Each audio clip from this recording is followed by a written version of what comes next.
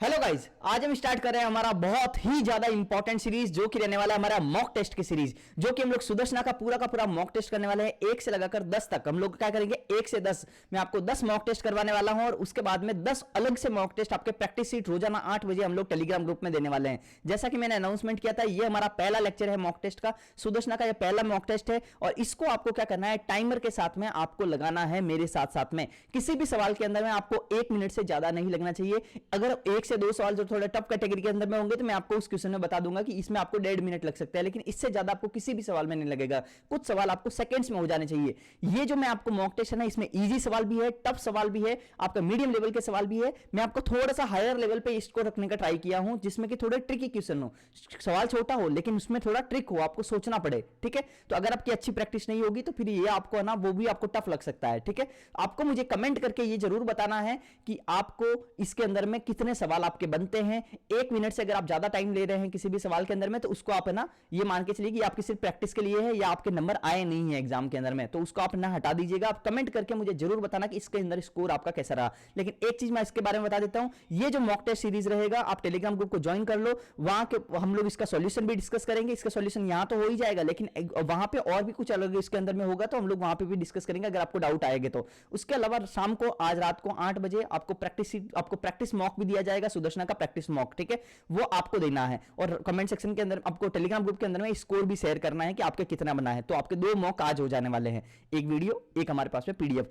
अब हमारे पास दूसरी चीज क्या है कि 250 कॉन्सेप्ट मैं आपको पूरा का पूरा करवाऊंगा, सारे अलग अलग कॉन्सेप्ट, सारे अलग अलग। हमारे 15-20 चैप्टर जो है, उस 15-20 चैप्टर में से 250 अलग अलग कॉन्सेप्ट में वो पूरा का पूरा सॉल्व करा दूंगा। 25 हर मॉक के अंदर में रहेंगे, तो हमारे पास 10 मॉक में 250। उसके अलावा हमारे पास में टेलीग्राम ग्रुप के अंदर में जो पीडीएफ दूंगा उसमें भी 250 अलग से कॉन्सेप्ट रहेंगे। 10 पीडीएफ दूंगा और 25-25 सब में, तो 500 कॉन्सेप्ट में करवाने वाला हूं। पूरा सिलेबस का रिवीजन हो जाएगा डिटेल के साथ में। हम लोग फास्ट भागेंगे नहीं, सॉल्व करेंगे, फास्ट भी, इजी भी, हार्ड भी, सब कुछ, लेकिन कॉन्सेप्ट भी हर सवाल के अंदर में मैं आपको बताने वाला हूं। तो आपको क्या करना है, इस सुदर्शना के मॉक टेस्ट को अपने दोस्तों के साथ भी शेयर करना है। पूरा सिलेबस A to Z में रिवाइज करवा दूंगा, जो भी आपके इंपॉर्टेंट है। सुदर्शना की पीडीएफ अगर आपने डाउनलोड नहीं किया तो फ्री पीडीएफ आपको टेलीग्राम ग्रुप में मिल जाएगी, वो आप डाउनलोड कर लेना। ठीक है, चलो अब हम स्टार्ट करते हैं। All the best. अब हम लोग स्टार्ट करते हैं और मॉक टेस्ट का स्कोर कमेंट सेक्शन के अंदर में जरूर बताना है कि आपको कितना आपके बना है। ठीक है, चलो अब हम लोग स्टार्ट करते हैं।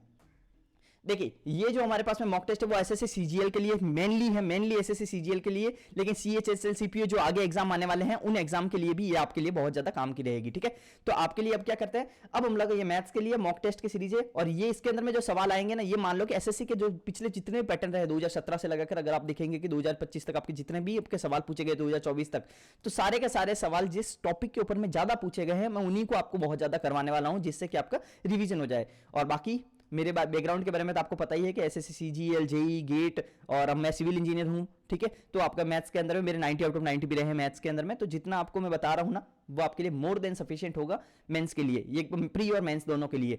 आपको जो भी हम लोग टारगेट कर रहे हैं प्री में 50 आउट ऑफ 50 और मेंस में 90 आउट ऑफ 90 का, तो इसके लिए हम लोग जो भी करवा रहे हैं वो आपको पूरा फॉलो करना है। और आपके मेरे सीजीएल मेंस के अंदर में मैथ्स में 90 आउट ऑफ 90 रहे हैं, तो मैं जो बता रहा हूं वो आप है ना आंख बंद करके भरोसा कर लेंगे ना, तो भी आपके बात बहुत काम का है, मेंस तक आपके काम आ जाएगा। ये हमारा मॉक टेस्ट 1 है, इसके अंदर के स्कोर आपको शेयर जरूर करने हैं। ये हमारा मॉक टेस्ट 1 और बाकी जो मेरे 10 मॉक टेस्ट रहेंगे वो भी अल्टरनेट डेज के ऊपर में या फिर कभी कभी रेगुलर भी आ जाएंगे। ठीक है, कल छोड़ के अगर परसों आ जाएगा तो एक एक दिन छोड़ के भी आपके आ जाएंगे, और कभी कभी हमारे पास जल्दबाजी रहेगा तो हम लोग दोनों लगातार दिन भी डाल देंगे। ठीक है, चलो अब हम लोग क्या करते हैं, चैनल को सब्सक्राइब कर लो। जो भी स्टूडेंट नए जुड़ रहे हैं चैनल को सब्सक्राइब कर लो, क्योंकि आपको बहुत मजा आने वाला है, ये गारंटीड है। आपको वन शॉट वगैरह देखना, आपको बहुत मजा आएगा। और इसके बाद में अब हम लोग स्टार्ट करते हैं। और एक चीज ध्यान रखना, किसी भी सवाल के अंदर में आपको वीडियो की तरह नहीं देखना है, आपको वीडियो को पॉज करना है, उसको वीडियो को पॉज करके उस सवाल को सॉल्व करने का ट्राई करना है 1 मिनट के अंदर अंदर, ज्यादा से ज्यादा 1 मिनट के अंदर अंदर। और कमेंट में आपको बताना है कि आपका मार्क्स कितना है। मार्क्स नहीं बताओ तो आप ये भी बता सकते हो कि भाई 22 सवाल सॉल्व किए 25 में से, तो इस टाइप से भी बता सकते हो। नहीं तो आप मार्क्स भी आप कैलकुलेट कर दो, रॉन्ग आंसर क्या हुआ, ये सब नेगेटिव मार्किंग, इतना नहीं करना हो तो ये कर देना। ठीक है,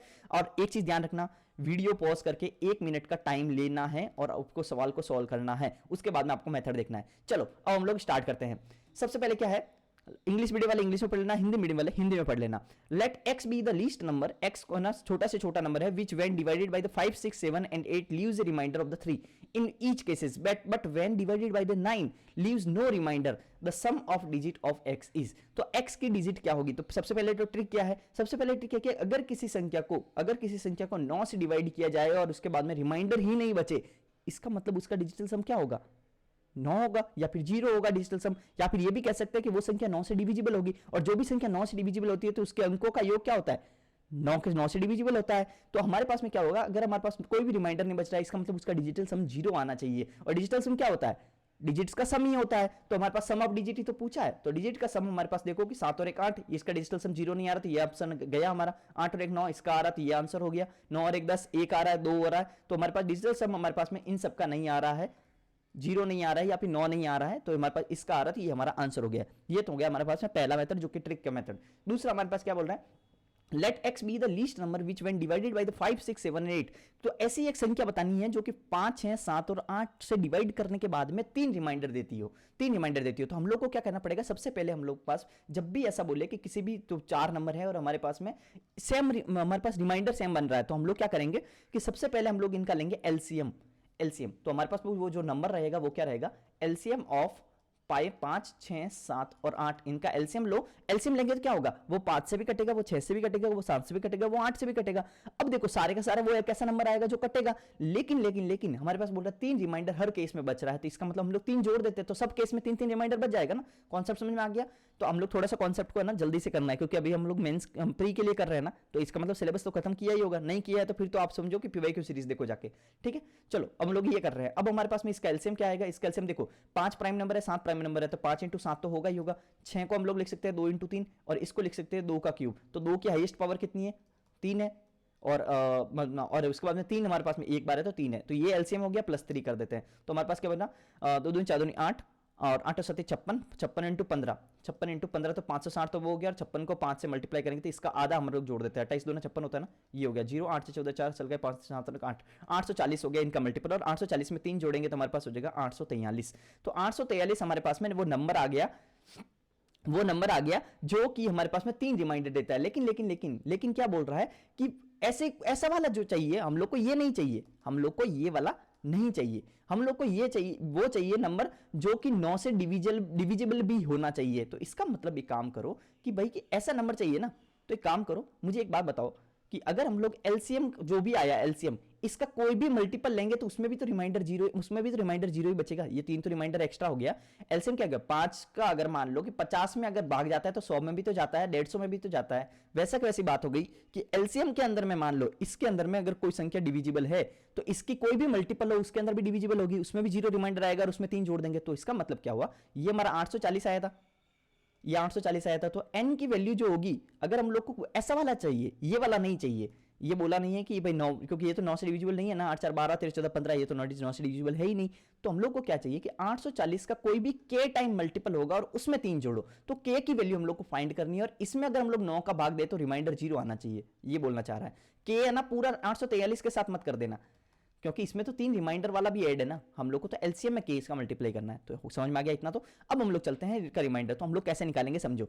तो हम लोग क्या कर सकते हैं, इसको 2-3 मेथड बताता हूं। इसमें क्या है कि अगर हम डायरेक्ट भी डिजिटल सम से भी कर सकते हैं, लेकिन नीचे कोई डिवाइड दूसरा हुआ तो कैसे करोगे, तो इसलिए हम लोग क्या करते हैं, थोड़ा सा समझना इसको कैसे करते हैं। हम लोग है ना इसको इसमें डिवाइड करने का ट्राई करते हैं 840 में, तो 99 81 होता है, 81 तक तो जाएगा, 81 उसके बाद बचा 3, और 3 बचा तो उसके बाद 29 27, तो 83।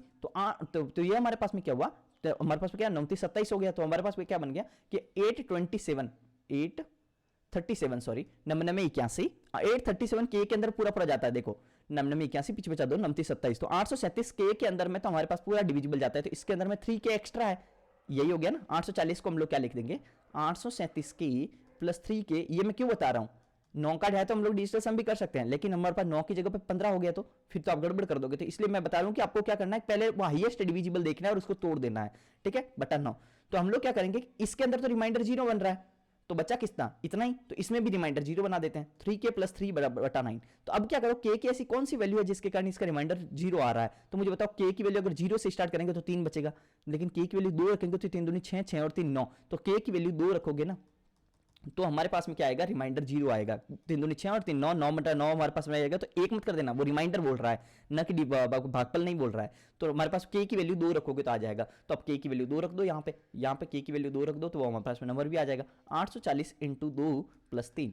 तो हमारे पास में कितना होगा, 0 4 दूनी 8, 8 दूनी 16, 1600 और 83। तो हमारे पास नंबर क्या है 1683। लेकिन अब हम लोग को क्या बोल रहा है, डिजिट्स का सम बताना है। 8 और 6 14, 14 और 15 16 17, 17 और 1 18, तो डिजिट का सम क्या आ गया 18। तो तो 18 हमारे पास में डिजिट का सम आ गया, तो ये हमारे पास आंसर हो गया। देखो पहली लाइन में भी हमारे पास आंसर आ गया था, लेकिन ये मेथड क्यों बताया, क्योंकि आपको समझ में आना चाहिए, नहीं तो दूसरा सवाल है तो गया। इफ ए 9 डिजिट नंबर, ये 9 डिजिट का नंबर है, इस डिविजिबल बाय 72, पॉज कर करके सवाल जरूर सॉल्व करना। ये सवाल, ये हमारे पास 72 से डिविजिबल है, तो इसका वैल्यू क्या होगा। अब इसका वैल्यू क्या होगा, देखो कोई भी संख्या अगर 72 से डिविजिबल है तो वो 8 से भी डिविजिबल होगी, वो 9 से भी डिविजिबल होगी। 9 का लिए तो डिजिटल सम देख लेंगे, लेकिन 8 का डिविजिबिलिटी कैसे पता चलेगा। 8 का डिविजिबिलिटी पता चलता है, 1 सेकंड, 8 का डिविजिबिलिटी पता चलता है हम लोग को कि लास्ट की जो 3 डिजिट है वो 8 से डिविजिबल होनी चाहिए। तो इसकी लास्ट की 3 डिजिट क्या है, 78y। लेकिन अब एक चीज मैं और बताता हूं आपको, एक इससे भी एडवांस चीज, कि अगर हम लोग को कभी भी 8 का डिविजिबिलिटी देखना हो ना, तो हम लोग करना लास्ट के 2 डिजिट भी देख सकते हैं, लेकिन एक चीज का ध्यान रखना, अगर तीसरा डिजिट इवन है और अगर तीसरा डिजिट ऑड है तो दो अलग अलग चीज होगी। अगर तीसरा डिजिट इवन है तो हम लोग सिर्फ और सिर्फ लास्ट की 2 डिजिट को भी देख सकते हैं, हमें तीसरा डिजिट तक जाने की जरूरत ही नहीं है। लेकिन अगर हमारे पास में डिजिट ऑड है तो हम लोग को लास्ट की 2 डिजिट के अंदर में 4 जोड़ना है, लास्ट की 2 डिजिट में 4 जोड़ना है और फिर हम लोग को 8 से डिवाइड करना है, तो हम लोग को पता चल जाएगा। तो अब समझो मेरी बात को, तो हम लोग क्या करेंगे, ये तो ऑड है तो हम लोग को क्या करना है, 4 जोड़ना है। तो 4 जोड़ना है तो हम लोग क्या करेंगे, एक काम करते हैं, पहले 4 जोड़ के हमारे पास में जो आया ना वो हमारे पास 8 से डिविजिबल होना चाहिए। मुझे बताओ कि इसकी जगह पे 8 में कौन सा डिविजिबल हम लोग कर सकते हैं, जैसे 2 ही देखना है हम लोग को, 8y ही देखना है, तो 8y ही देखना है, तो हम लोग को सिर्फ 2 देखना है। तो मुझे बताओ 81 में नहीं जाता, 82 में नहीं जाता, तो 88 में जाता है ना, 83 84 85 किसी में नहीं जाता, 88 के अंदर में हमारा डिविजिबल, ये हमारे पास 8 का डिविजिबल होता है 88 के अंदर में। लेकिन मैंने क्या बताया था, ये 88 तो 4 जोड़ने के बाद आया है, क्योंकि ये तो हमारे पास में क्या है, ये तो हमारे पास ऑड है। ऑड में क्या होता है, 4 जोड़ने के बाद आना चाहिए। तो असली में क्या होना चाहिए, 84 में 8 का डिवाइड करेंगे ना, 784 में 8 का डिवाइड करेंगे, 4 कम कर दो, 784 में 8 का डिवाइड करेंगे तो ये पूरा पूरा जाएगा, करके देख लो। 8 9 72, पीछे बचा 7, 72 पीछे बचा 6, 28 64, तो इसमें जा रहा है ना, मतलब 4 कम कर देना है अगर ऑड है तो 88 में 4 कम कर दिया तो 84 आ गया। तो हमारे पास y की वैल्यू आ गई 4, y की वैल्यू आ गई 4, तो y की वैल्यू तो आ गई 4। अब चलते हैं x वाली वैल्यू, x की वैल्यू के लिए क्या बोले, 9 से भी डिविजिबल होनी चाहिए। तो 9 की डिविजिबल का मतलब क्या है, डिजिटल सम 0 आना चाहिए। तो डिजिटल सम 0 कैसे आएगा, 9 काट दो, और हमारे पास 6 और 3 9 काट दो, 8 और 7 15 और 16 17 18, ये भी पूरा का पूरा काट दो। पीछे क्या बचा 8, और ये हमारे पास में 4 आया, तो 8 और 4 12, 12 का डिजिटल सम क्या था 3, तो 3 प्लस x बचा, तो 3 प्लस x हमारे पास में, 3 प्लस x हमारे पास में 9 से डिविजिबल होना चाहिए। तो हमारे पास x की वैल्यू 6 आ गई, x की वैल्यू 6 आ गई। थोड़ा सा तेज चल सकता हूँ ना, ठीक है ना, क्योंकि जब हमारे पास, नहीं तो वीडियो बहुत लंबा भी हो जाएगा, और फिर हमारे पास में ये तो प्री वालों के लिए है, ऐसा नहीं है कि भाई जो सिलेबस ही खत्म नहीं किया तो फिर तो PYQ सीरीज देखो जाके। 6 और हमारे पास में ये हमारे पास में 4 आ गई, तो अब हमारे पास इसमें वैल्यू रखो, तो बस कुछ नहीं करना, 6 इंटू 6 6 36 और 7 चौक 28, तो 36 और 28 कितने हो गए 64, तो अंडर रूट 64 हमारे पास में कितना आ जाएगा 8, तो ये हमारे पास हो गया 8 आंसर। ठीक है, चलो आगे।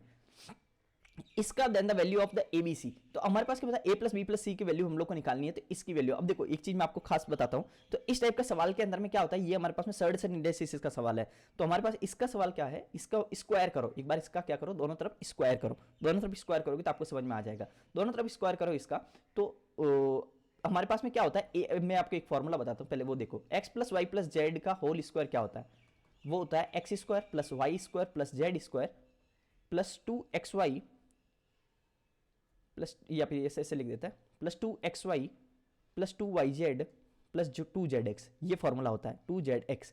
लेकिन एक चीज समझो कि इस वाले नंबर को, ये अंडर रूट लेते हैं, इस वाले नंबर को मैं अगर मान लो ये लिखूं कि हमारे पास में 15 को मैं ये लिख दे, 15 को छोड़ो पहली देर, थोड़ी देर इसको देखो, इसमें क्या होता है, ये है ना इस फॉर्मेट में लेके आना है, तो 2 आपके बाहर होना चाहिए, बाकी 2 को हम लोग पहले बाहर निकालो, तो हम लोग को ये बनेगा 2ab plus 2bc plus 2ca, इस टाइप का बनेगा। थोड़ा बनाने का ट्राई करो, देखो प्लस 2 इंटू 2 करेंगे, मतलब 4 बाहर निकालेंगे तो अंडर रूट के बाहर आएगा, तो फिर 2 बन जाएगा, तो 2 तो हम लोग को चाहिए, तो 2 के लिए हम लोग 4 कॉमन ले लेंगे, तो 15 चौका 60 होता है, मतलब 60 को हम लोग 4 इंटू 15 लिख सकते हैं, 4 इंटू 15 लिख सकते हैं, लेकिन 4 को अंडर रूट के बाहर लाएंगे तो 2 बनेगा, तो 2 अंडर रूट 15 लिख सकते हैं, और अंडर रूट 15 को हम लोग under root 3 into under root 5 भी लिख सकते हैं ना। तो मैं इसको क्या लिख सकता हूँ, इस पूरे नंबर को 2 into under root 3 into under root 5, ये लिख सकता हूँ कि नहीं लिख सकता हूँ, 2 दूनी 4 और 15 चौका 60, तो हो गया। सेम टू सेम इसमें भी 2 बार निकालो, तो मतलब 4 कॉमन ले लो, 4 कॉमन लेंगे तो हमारे पास क्या बनेगा, 2 इंटू 4 कॉमन ले लो, 84 में से 4 कॉमन लोगे तो हमारे पास में क्या बनेगा, 4 कॉमन लोगे तो 4 दूनी 8 और 1 4 21 बन रहा है, तो 21 इसका तो 2 बाहर आ जाएगा, लेकिन 21 को हम लोग रूट 3 इंटू रूट 7 लिख सकते हैं कि नहीं लिख सकते, लिख सकते हैं ना, तो हमारे पास हो गया रूट 3 इंटू रूट 7। अब चलते हैं आगे, इसको क्या लिख सकते हैं, इसमें भी 4 कॉमन ले लो, 140 में से 4 कॉमन लेंगे तो हमारे पास में क्या बनेगा, 4 3 12 और 3 14 2, 4 3 12 2 5 1 20, तो ये हो गया 35। 35 को हम लोग क्या लिख सकते हैं, रूट 7 इंटू रूट 5 लिख सकते हैं, क्योंकि ये रूट के अंदर है, ध्यान रखना, ये तो बाहर आएगा तो 2 बन जाएगा, ठीक है। तो हमारे पास क्या बना, 2 under root 5, 2 under root 7 into root 5, ये बना के भी नहीं बना। अब मुझे बताओ, ये बना ना 2ab plus 2bc plus 2ca, same to चीज है, ab bc और ca, यही तो बना। तो हमारे पास में क्या बना कि 2ab bc ca है, तो ये तो बन गया, लेकिन ये चाहिए हमें। अब ये क्या होगा, x का स्क्वायर करो, y का स्क्वायर करो, z का स्क्वायर करो, तो हमारे पास x क्या है, x तो ये हो गया, y ये हो गया, हमारे पास में x, हमारे पास ये क्या हो गया, तो x y z हमारे पास में यहां से क्या क्या आ गया, x y z आ गया, √3 √5 और √7, यही आ गया एक्स वाई जेड। और एक्स वाई जेड की वैल्यू क्या क्या है समझने का ट्राई करना। अब हमारे पास ये एक्स वाई जेड की वैल्यू है, तो यहां पे हम लोग वैल्यू पुट करें, तो अगर हम लोग देखें कि इसको हम लोग एक्स, ये क्या होता है, एक्स का स्क्वायर, वाई का स्क्वायर, जेड का स्क्वायर, तो एक्स की वैल्यू √3 का स्क्वायर प्लस √5 का स्क्वायर प्लस √7 का स्क्वायर। ये इतना लंबा नहीं है, ध्यान रखना, मैं पहली बार अगर कर रहे हो तो मैं आपको बता रहा हूं, 3 और 5 8 और 7 15, तो इनको अगर सॉल्व करोगे तो 15 ही तो आएगा, तो इसको सॉल्व करोगे तो 15 आएगा, तो ये देखो 15 ही तो लिखा था। तो कहने का मतलब है ये पूरा का पूरा फॉर्मेट को सॉल्व करके लिख दिया है, बाकी ये है ये वाली इक्वेशन। तो इस इक्वेशन को हम लोग क्या लिख सकते हैं, इस इक्वेशन को हम लोग क्या लिख सकते हैं, इस इक्वेशन को हम लोग ये नहीं लिख सकते क्या, √3 प्लस √5 प्लस √7 का होल स्क्वायर, और ये ऊपर में अंडर रूट है तो इसको अपन लोग अंडर रूट लगा देते हैं। तो यही तो इक्वेशन है ये वाली, पूरा अंदर वाले को स्क्वायर लिख सकते हैं ना, स्क्वायर से अंडर रूट कट गया, तो हमारे पास क्या बना, √3 प्लस √5 प्लस √7। और इसको अगर मैं कंपेयर करूं, √3 प्लस √5 प्लस √7, इससे अगर मैं इन वाली इक्वेशन को कंपेयर करूं तो a की वैल्यू 3 आ गई, b की वैल्यू 5 आ गई और c की वैल्यू हमारे पास में 7 आ गई। तो इन तीनों को जोड़ोगे तो 7 5 12 13 14 15 15 आ जाएगा। तो ये तो हो गया हमारे पास में 15 आंसर, तो ये तो मैं समझा दिया। बाकी हम लोग क्या कर सकते हैं, तो आपको अगर थोड़ा प्रैक्टिस होगा ना तो आपको पता होगा कि a plus b plus c जो होगा ना, ये हमारे पास √a √b और √c का हम लोग इंडिविजुअल स्क्वायर करके यही वाला आएगा, तो यही हमारा आंसर है, ठीक है, यही हमारा आंसर है। ये क्या बनेगा, यही तो बन रहा है, a का स्क्वायर क्या होता है, a plus b plus c, यही तो बन रहा है। ये फॉर्मूला क्या बन रहा है, a plus b plus c plus 2 √a √b plus 2 √b √c plus 2 √c √a, ये बन रहा है। तो ये वाला जो है ना वही आंसर है हमारे पास में, जो हमारे पास पूछा है, ठीक है। चलो आगे चलते हैं। एक गांव की जनसंख्या 9,800 थी, एक साल में पुरुषों की आबादी में 8% की वृद्धि हुई और महिलाओं की संख्या में 5% की वृद्धि हुई। गांव की जनसंख्या इतनी होगी तो पहले गांव में पुरुषों की संख्या कितनी थी। तो इसको देखो 2-3 मेथड से कर सकते हो, इसको आप एलिगेशन से भी कर सकते हो। पहले मैं एलिगेशन का पूरा नहीं करता हूं, लेकिन मैं आपको शॉर्ट मेथड भी बताऊंगा, लेकिन एलिगेशन वगैरह सब समझा देता हूं कि आपके बहुत ज्यादा प्रैक्टिस हो, ठीक है। तो हमारे पास क्या हो गया, 8% की वृद्धि हुई पुरुषों में, तो ये मेल है ये फीमेल है, 8% की तो पुरुषों में वृद्धि हुई, महिलाओं की संख्या में 5% की वृद्धि हुई। गांव की जनसंख्या 10,458 हो गई, मतलब 9,800 से 10,458 हो गई। तो क्यूमुलेटिव कितना बढ़ा, क्यूमुलेटिव हमारे पास बढ़ा 458 और 200 हमारे पास हो गया 658 बढ़ा, 658 बढ़ा है कितने के ऊपर, 9,800 के ऊपर में, 9,800 के ऊपर में इंटू 100 कर दो। तो इसका हम लोग क्या करेंगे, परसेंटेज निकाल देंगे। इसका हम लोग मान लो कुछ भी सॉल्व है, हम लोग सॉल्व नहीं करने वाले हैं, ध्यान रखना।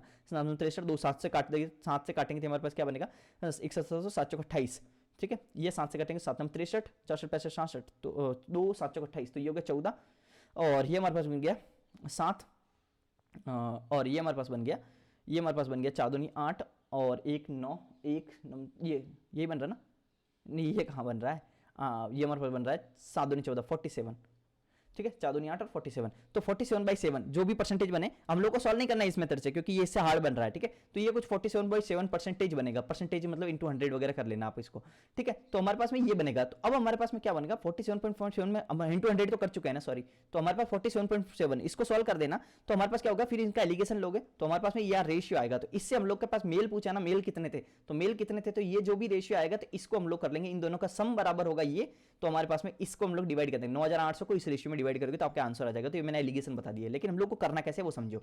ये हम लोग को ना हर सवाल लेना एलिगेशन से भी नहीं करना है, ये मेल है ये फीमेल है, इन दोनों को जोड़ा तो हमारे पास में शुरू में कितना आया, 9,800 आया, ठीक है। अब समझना, बहुत अच्छे से बता रहा हूं। अब हमारे पास में क्या हुआ कि मेल और फीमेल, लेकिन मेल में क्या बोला कि 8% की वृद्धि हुई, तो मेल में हमारे पास में क्या हुआ, मेल में 8% की वृद्धि हुई और फीमेल के अंदर में 5% की वृद्धि हुई, तो हमारे पास में 10,458 हो गया, ठीक है। ये वृद्धि की है तो ध्यान रखना, +1 है, प्लस है, ये प्लस किया 8% और 5%।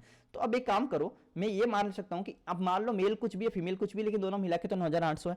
तो मान लो मेल जितने भी है उसमें 5% और 3% दो ये वृद्धि हुई है, इसमें सिर्फ 5% हुई है, ठीक है। इसको थोड़ा तोड़ दिया, इस नंबर में 5% और 3% का वृद्धि है ना, 5% और 3%, 8% ही होता है। तो हमारे पास ये सक्सेसिव नहीं है, ध्यान रखना, बेस यही है, बेस यही है। तो 5% और 3% हमारे पास में वृद्धि है। तो एक बात बताओ कि इस मेल वाले के ऊपर में भी 5% तो बढ़ा ही है और फीमेल में भी 5% बढ़ा है, तो जब दोनों में ही 5-5% बढ़ा तो हम टोटल पे भी 5% बढ़ेगा। इतना तो समझ में आ गया।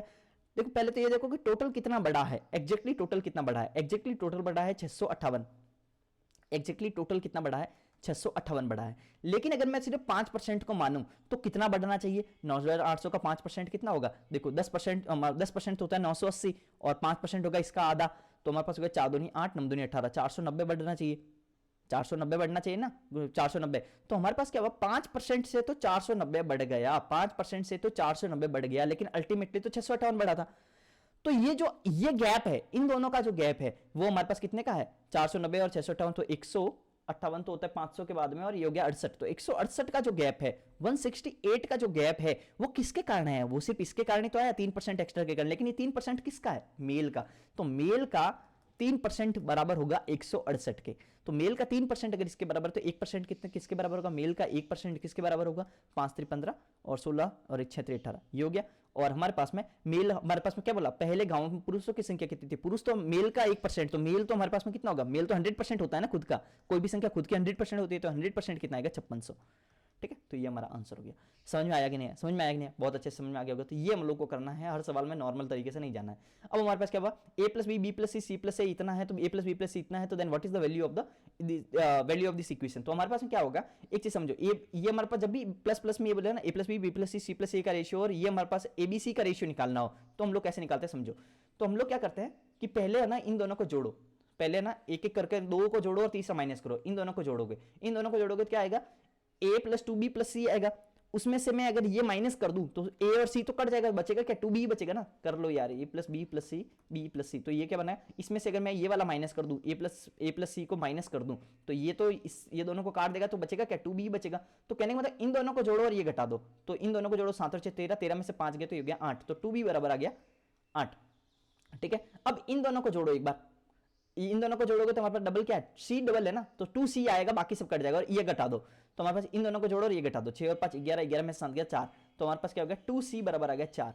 अब हम लोग इन दोनों को जोड़ते हैं, लास्ट और फर्स्ट को, और ये घटाते हैं, तो 7 और 5 12, 12 में से 6 गया 6, तो 2a बराबर आ जाएगा 6। 2a कैसे आएगा पता ना, ये a इसमें भी है और a इसमें भी है, तो 2a आएगा, बाकी वाला ये घटाएंगे तो ये दोनों कट जाएगा। ठीक है, तो ये हमारे पास आ गया। अब हम लोग क्या करते हैं, एक चीज समझो, 2a ratio 2b ratio 2c बराबर है 6 रेशियो 4, 2a कितना है, 6 रेशियो 8 रेशियो 4, ये है हमारे पास में एक। अब हमारे पास लोगों को कंफ्यूजन एक और चीज भी रहता है कि मैं क्या करूंगा, 2 2 2 सबका काट देता हूं, तो हमारे पास आएगा a ratio b ratio c बराबर आएगा 3 रेशियो 4 रेशियो 2, लेकिन ऐसा नहीं है, मैंने ऐसे नहीं किया है, ये ना थोड़ा सा हम ना सोचने का तरीका गलत है, क्योंकि लोगों को क्या लगेगा, मान लो कि ये आता 2a ratio 2b ratio 2c, मान लो ये आता, ये नहीं आके ये आता, तो मुझे बताओ a ratio b ratio c क्या होता।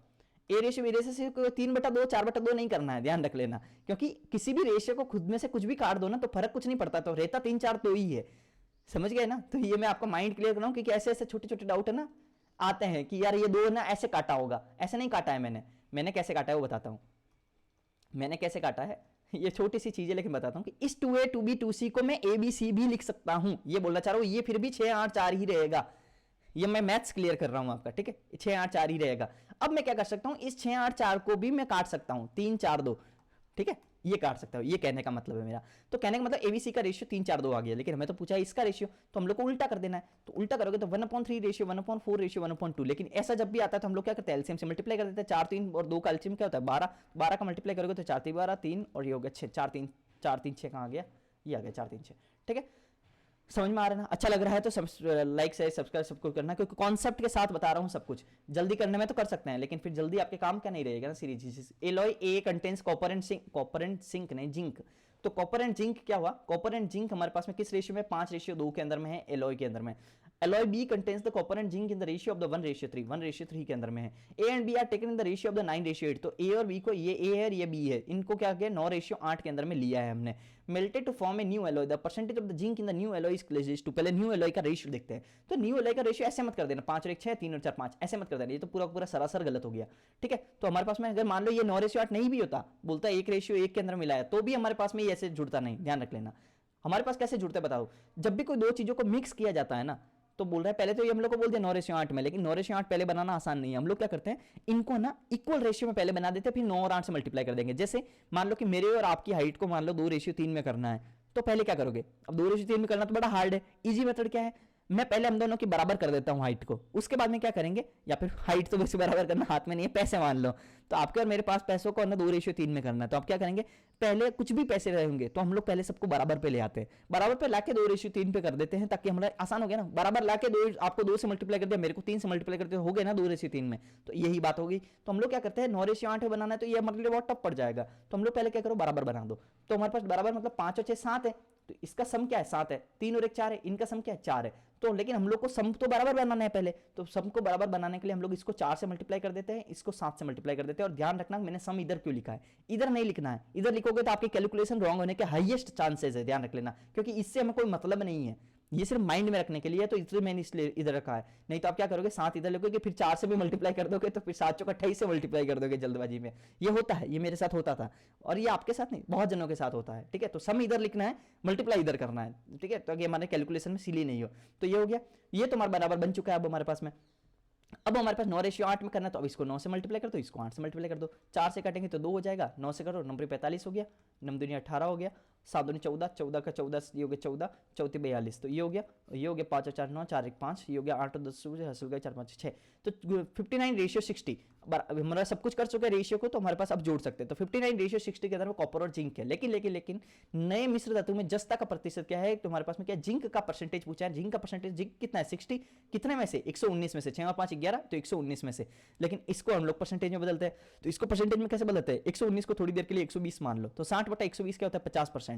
तो 50% से अगर हमारे पास में अंश, हमारे पास ये नीचे नीचे थोड़ा सा कम है, तो ऊपर थोड़ा सा पूरा वैल्यू थोड़ा सा बढ़ जाएगा ना, तो 50 से थोड़ा सा ज्यादा, 50 से जोड़ा जाए मतलब 50.42, ठीक है। चलो आगे चलते हैं। अब हमारे पास में चलते हैं, गिरी ने अंकित मूल्य पर 16% छूट देकर एक मशीन खरीदा, 46,000 रुपए में बेची और 19.7% का लाभ कमाया। यदि मशीन 28% छूट के मूल्य पर बेचा जाए तो कितने परसेंट का लाभ होगा। तो समझने का ट्राई करना एक चीज, मैंने एक बहुत इंपॉर्टेंट फॉर्मूला क्या बताया था, बहुत इंपॉर्टेंट एक फॉर्मूला बताया था कि CP अपॉन MP बराबर क्या होता है, अगर MP है, MP के ऊपर में छूट दी जाती है, तो हम लोग क्या करो, आप क्या करो 1 - D%, तो छूट को हम लोग यहाँ लिख देते हैं और क्रॉस में लिख देते हैं। MP के ऊपर डिस्काउंट दिया जाता है तो ऊपर लिखो, CP के ऊपर प्रॉफिट और लॉस दिया जाता है तो नीचे लिखो, अगर लॉस होता है तो -L लिख देना, प्रॉफिट होता है तो +L। तो इस टाइप का ये फॉर्मूला होता है।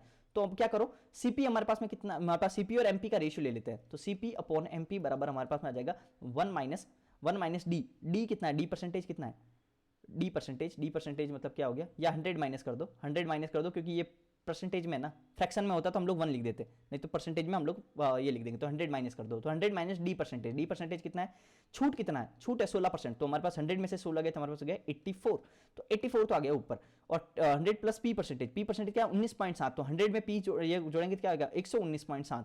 तो इसका रेशियो हम लोग थोड़ा सोल्व कर देते हैं, इसको रेशियो सोल्व करके 8 और 4 12, 9 और 9 9 3 से कट रहा है, तो 3 दूनी 6 7 8 2 8 3 24, तो 28 हो गया, और ये 3 से काटेंगे तो हमारे पास हो गया 3 दूनी 3 तारी 9, 3 9 10 11 2 29 27 27 28 29 2 29 27, तो ये हो गया 39.9। अब हम लोग ये 28 7 से कट रहा है, 7 चौक 28, ये कट रहा है 7 35 और 4 और 7 से 49 5.7, तो ये हमारे पास हो गया 40/57, ठीक है। तो हमारे पास CP और MP का रेशियो आ गया 40/57। अब समझना, तो CP और MP का रेशियो, तो CP और SP का रेशियो क्या होगा, पहले CP और SP का रेशियो क्या होगा मुझे बताओ। 40 और 57 के अंदर में तो MP का रेशियो है, ध्यान रखना ये CP और MP का रेशियो है, लेकिन दूसरे केस में क्या बोला, यदि मशीन को 28% छूट के ऊपर बेचा जाता है तो कितना परसेंट का लाभ होगा। तो मुझे एक बात बताओ, 28% की छूट के ऊपर बेचा जाता है, तो एक मुझे बताओ कि अगर मैं SP कैलकुलेट करना हो तो हम क्या करेंगे, ये MP है, MP पे अगर मैं 27-28% का छूट दे दूं तो मतलब 72 में बेच रहा हूं, 0.72 में बेच रहा हूं, ये बेच रहा हूं ना, तो हम क्या करेंगे 0.72 से दोनों साइड में मल्टीप्लाई कर देते हैं, 0.72 से हम लोग दोनों साइड में मल्टीप्लाई कर देते हैं, या फिर अरे दोनों साइड में कहां करेंगे, सॉरी दोनों साइड में क्यों करेंगे, तो देखो ये CP तो कांस्टेंट ही रहेगा, लेकिन SP ये हमारा MP था, MP में अगर मैं 0.72 का मल्टीप्लाई करूंगा तो मेरे पास SP आ जाएगा ना, तो मैंने SP को हम लोग के पास में लेके आ गया मैं। तो अब हम लोग देख लेंगे कि इनका रेशियो क्या आ रहा है, तो इससे हमारे पास प्रॉफिट हो जाएगा। CP और SP का रेशियो से हम लोग प्रॉफिट पता कर सकते हैं ना, तो 57 को 72 से मल्टीप्लाई करो 57 72, ये हो गया 7 14 4, असल का 1 5 10 11, 7 7 55 9, असल का 4 7 35 और 4 39, तो ये हो गया 4 9 और 1 10 0, असल का 1 9 और 10 11 1 41.04, तो 40 रेशियो 41.04 ये आ गया। तो बड़ा कितना 0.04 1.04 बढ़ा ना, 1.04 इंटू 40 हो गया, इंटू 100 कर दो परसेंटेज के अंदर, 0 से 0 काट दो तो 4 से 1 काटो, 4 दूनी 8, 2 4 दूनी 8, 2 4 6 चक 24, 2.6, तो 2.6% बढ़ा है। ठीक है 2.6%। हमें डिजिट से मल्टीप्लाई, जीरो तो इतना फालतू में लिया मत करो, सीधा 4 को 104 से डिवाइड करो और काम खत्म हो गया। ठीक है अनुराग और अमरदीप के बीच में 72,000 रुपए हैं। अनुराग और अमरदीप, अनुराग अपनी धनराशि का 16% खर्च करता है, जबकि अमरदीप अपनी धनराशि का 28% खर्च करता है। उनके पास कुल धनराशि का इतना परसेंट हिस्सा बचा हुआ है। अनुराग के पास कुल कितनी राशि बची हुई है? अनुराग के पास कुल कितनी राशि बची हुई है? अब समझो अनुराग के पास में कितनी राशि बची हुई है, तो मुझे बताओ अनुराग कितना खर्च करता है? अनुराग कितना खर्च करता है? अनुराग अपनी धनराशि का 16% खर्च करता है, तो बचाता कितना है? 84% बचाता है। तो हम लोग डायरेक्टली ये भी देख सकते हैं कि 84 तो 7 का मल्टीपल होता है, 7 का मल्टीपल होता है ना, तो 7 का डिविजिबल कौन सा ये भी देख सकते हैं। 7 बचे 7 चौक 28, 7 चौक 28 और 5 बता 7 56, तो ये दोनों 7 का मल्टीपल है। लेकिन मैंने क्यों बताया कि आप ऐसे भी कर सकते हो, लेकिन यहाँ पे तो मल्टीपल ऑप्शन हमारे पास में आ रहे हैं, तो हम लोग ये कर नहीं पाएंगे। फिर हम लोग 4 का मल्टीपल भी देख सकते हैं, क्योंकि मैं 4 से भी डिविजिबल है, तो 4 का भी देख लो, सब कुछ सब हमारे पास 4 से है, तो हमारे पास में ये करेगा नहीं काम, लेकिन ये हमारे पास ये कर सकते हैं। ठीक है तो आगे चलो, तो हमारे पास क्या बोल रहा है, ये 16% खर्च करता है, तो हम लोग एक्सपेंडिचर के ऊपर एलिगेशन लगा देते हैं। तो ये अनुराग क्या करता है, अनुराग क्या करता है, और ये अमरदीप है, अमरदीप तो अनुराग कितना करता है, 16% खर्च करता है। अमरदीप कितना करता है, 28% खर्च करता है। दोनों मिलके कितना खर्च करते हैं, ये तो बचा हुआ है, ध्यान रखना बचा हुआ, तो खर्च कितना करता है, खर्च तो 21% करता है दोनों मिला के। एलिगेशन ले लो, 21 में से 16 गया था, हमारे पास 5, ठीक है, और एक ये गया तो ये गया 7, तो 7:5 के अंदर में इन लोगों के पास पैसा था। ये जो रेशियो आता है वो किसका आता है, ये किसका आता है पता है ना, एलिगेशन के अंदर में, एलिगेशन में हमारे पास एक्सपेंडिचर का परसेंटेज निकाल रहे हैं ना, ये एक्सपेंडिचर का परसेंटेज कैसे आता है, एक्सपेंडिचर अपॉन सैलरी, यही होता है ना, सैलरी के टोटल जितना भी पैसा था उसके ऊपर एक्सपेंडिचर, यही तो होता है। और जो हमारे पास एलिगेशन में जो नीचे रेशियो आता है ना, वो नीचे वाले का रेशियो आता है, तो नीचे क्या है, सैलरी, तो हमारे पास इन दोनों के सैलरी का रेशियो आया। ये मैंने बहुत इंपॉर्टेंट कॉन्सेप्ट होता है, ध्यान रखना, हमेशा नीचे वाले का आता है। जो भी लिख रहे हो यहाँ पे, इसके फॉर्मूला लिखो और उसमें जो नीचे आता है ना उसका रेशियो होता है। तो हमारे पास 7 और 5 के रेशियो के अंदर में इनके पास पैसे है। तो मुझे बताओ, ये बोल रहा है अनुराग के पास में कुल कितनी राशि बची है, तो पहले अनुराग के पास पैसा देख लेते हैं। अनुराग के पास 5 है, लेकिन 5/12, तो हमारे पास 7 और 5 में किसको डिवाइड करना है, 72,000 टोटल है, तो मतलब 12 की वैल्यू हमारे पास 72,000 है, तो ये हो गया 12×72, और तो ये हमारे पास हो गया 6 के, तो 5 की वैल्यू हो जाएगी 35, तो 30 के, तो 30 के, तो उसके पास अमरदीप के सैलरी, अनुराग पूछ रहा है ना, तो ये करो 7×35, तो 7×42, सॉरी 6 से कर रहे हैं ना, 7×42, तो 42 के, तो हमारे पास में अनुराग की क्या है, सैलरी है, अनुराग की क्या है, सैलरी है 42 के। लेकिन हमारे पास 42 के नहीं पूछा है, हमारे पास बोला अनुराग के पास में कुल कितने राशि बची हुई है, बची हुई कितनी है, अनुराग के पास 16% खर्च करता है, तो 84% बची हुई है, तो 84% बची हुई है, तो हम लोग को कुछ नहीं करना है।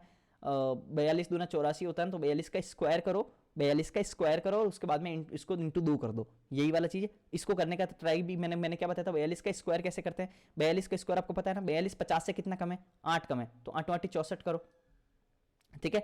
और उसके बाद में ये कितना कम है, 50 से 8 कम है, तो 25 में से 8 माइनस कर दो, 25 में से 8 माइनस करेंगे तो 1764 इंटू 2 कर दो, तो 4 दूनी 8, 6 दूनी 12 का 2, हसल का 1, और 7 दूनी 35, 3538, तो ये हो गया 3528, सॉरी 3528, तो 3528, 0 को नहीं देखना है, ये सब 0 करते रहना, ठीक है। इनका मल्टीप्लाई करके 84% निकाला, बट्टा 100 करना, जो 0 काट देना, इन सबको मल्टीप्लाई करोगे तो यही आएगा, ठीक है। चलो ये आ गया, कैसे किया पता है ना, मैंने स्क्वायर कैसे किया पता है 42 का, तो वो मैं आपको देखना हो ना, तो पिछला पीवाईक्यू का लेक्चर देख लेना, उसके अंदर में एक स्क्वायर का टर्म आया था, तो मैंने वहां पे बताया था। अब चलो आगे, a person borrows RS10 and returns 11 monthly instalment of the RS1 for the next, बहुत अच्छा सवाल है, इसके अंदर में आपको अगर 1.5 मिनट भी लग रहा है तो लगने देना, ठीक है। For next 11 month find the rate of the simple interest annually. बोल रहा है एक व्यक्ति को ना 10 रुपए उधार लेता है, वो 10 रुपए तो उधार लेता है, लेकिन 11 महीनों तक वो 1-1 रुपए से 11 किस्त चुकाता है। तो मुझे बताओ 11 महीनों तक 1-1 रुपए देगा, तो वो टोटल कितना चुका रहा है, 11 रुपए चुका रहा है ना। तो जब लिया 10 रुपए था, 11 चुका रहा था, ब्याज कितना हो गया, ब्याज 1 रुपए का हो गया, इंटरेस्ट आ गया 11 - 10 बराबर 1 रुपए का इंटरेस्ट आ गया। लेकिन ये 1 रुपए का इंटरेस्ट कैसे बना, पूरा का पूरा 11 महीनों की किस्तों के अंदर बना। साधारण ब्याज की वार्षिक दर बताओ, तो एक चीज समझना, मुझे बताओ सिंपल इंटरेस्ट में क्या होता है कि जब जैसे आपने मान लो 5,000 रुपए लिया, फिर मान लो आपने 100 रुपए चुका दिया, तो दूसरी बार जो ब्याज लगेगा ना, दूसरे मंथ के लिए या दूसरे ईयर के लिए जो भी आप कर रहे हो, 1,000 रुपए चुका, मान लो कि 5,000 लिया था और 1,000 रुपए आपने चुका दिया है पहले साल के बाद में, तो दूसरे साल के लिए जो ब्याज है वो 5,000 पे नहीं लगेगा, ठीक है, वो लगेगा, पैसा कम हो जाएगा, पैसा कम हो जाएगा मतलब 4,000 के ऊपर ही लगेगा, क्योंकि 1,000 रुपए चुका दिया है। तो फिर हम लोग फिर से 1,000 चुकेंगे, फिर 3,000 पे लगेगा, फिर 2,000 पे, फिर 1,000 पे, ऐसे लगता है। तो हमारे पास में जो मुझे बताओ, पहले 10 रुपए उधार लिया था, तो पहले बार जो ब्याज लगेगा वो 10 रुपए पे लगेगा इसके लिए।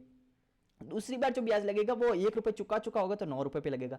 तीसरी बार ब्याज 8 रुपए पे, फिर 7 पे, फिर 6 पे, फिर 5 पे, फिर 4 पे, फिर 3 पे, फिर 2 पे, फिर 1 पे, फिर ब्याज लगेगा, फिर खत्म हो जाएगा, तब चुक जाएगा ना पूरा का पूरा, तो 1 पे ब्याज लगेगा, तो ये पूरा का पूरा ब्याज लगेगा। लेकिन अब मुझे बताओ कि ये 10 रुपए पे ब्याज कितने महीने तक लगेगा? 1 महीने तक ही लगेगा, क्योंकि मासिक किस्तें हैं ना, मासिक किस्तें हैं, तो 1 महीने के बाद वो 1 रुपए चुकाएगा, तो फिर ये ब्याज, ये प्रिंसिपल अमाउंट बन जाएगा। तो इसके लिए 1 रुपए का, तो हमारे पास क्या हुआ, टोटल जो 1 रुपए का ब्याज आया है, टोटल जो 1 रुपए का ब्याज आया है, टोटल जो 1 रुपए का ब्याज आया है, वो इन सबके ब्याज मिला के आया है। लेकिन मुझे बताओ, ये प्रिंसिपल अमाउंट था P into r into t कितना आएगा?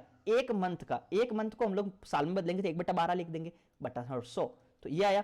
प्लस अब हम लोग प्लस करेंगे दूसरे के लिए भी वापस है, 9 इंटू आर इंटू 1/12, तो रेट तो हमारे पास सेम है ना सारे साल के लिए, बटा 100। तो हमारे पास में क्या होगा, ऐसे ऐसे हम लोग करते जाएंगे, ऐसे ऐसे करते जाएंगे, तो ये 10 इंटू ये हमारे पास में जो आर इंटू 1/12 इंटू 100 है ना, ये मैं कॉमन ले सकता हूँ सब में से, तो हमारे पास अल्टीमेटली क्या बना, आर इंटू 1/12/100 जो है ये बना हमारे पास में, अंदर क्या बना, 10 प्लस 9 प्लस 8 प्लस 7 प्लस ये यहाँ से ऐसे ऐसे करके 1 तक जाएगा। तो ये तो हो गया हमारे पास में n प्लस 1/2, ये हमारे पास में n प्लस 1/2, ये हमारे पास सम होता है ना इसका, तो n कितना हो गया, 10 आ गया, 10 इंटू 11/2 मतलब 55, समझ में आ गया ना, 110/2 मतलब 55, तो इनका सम आ गया 55।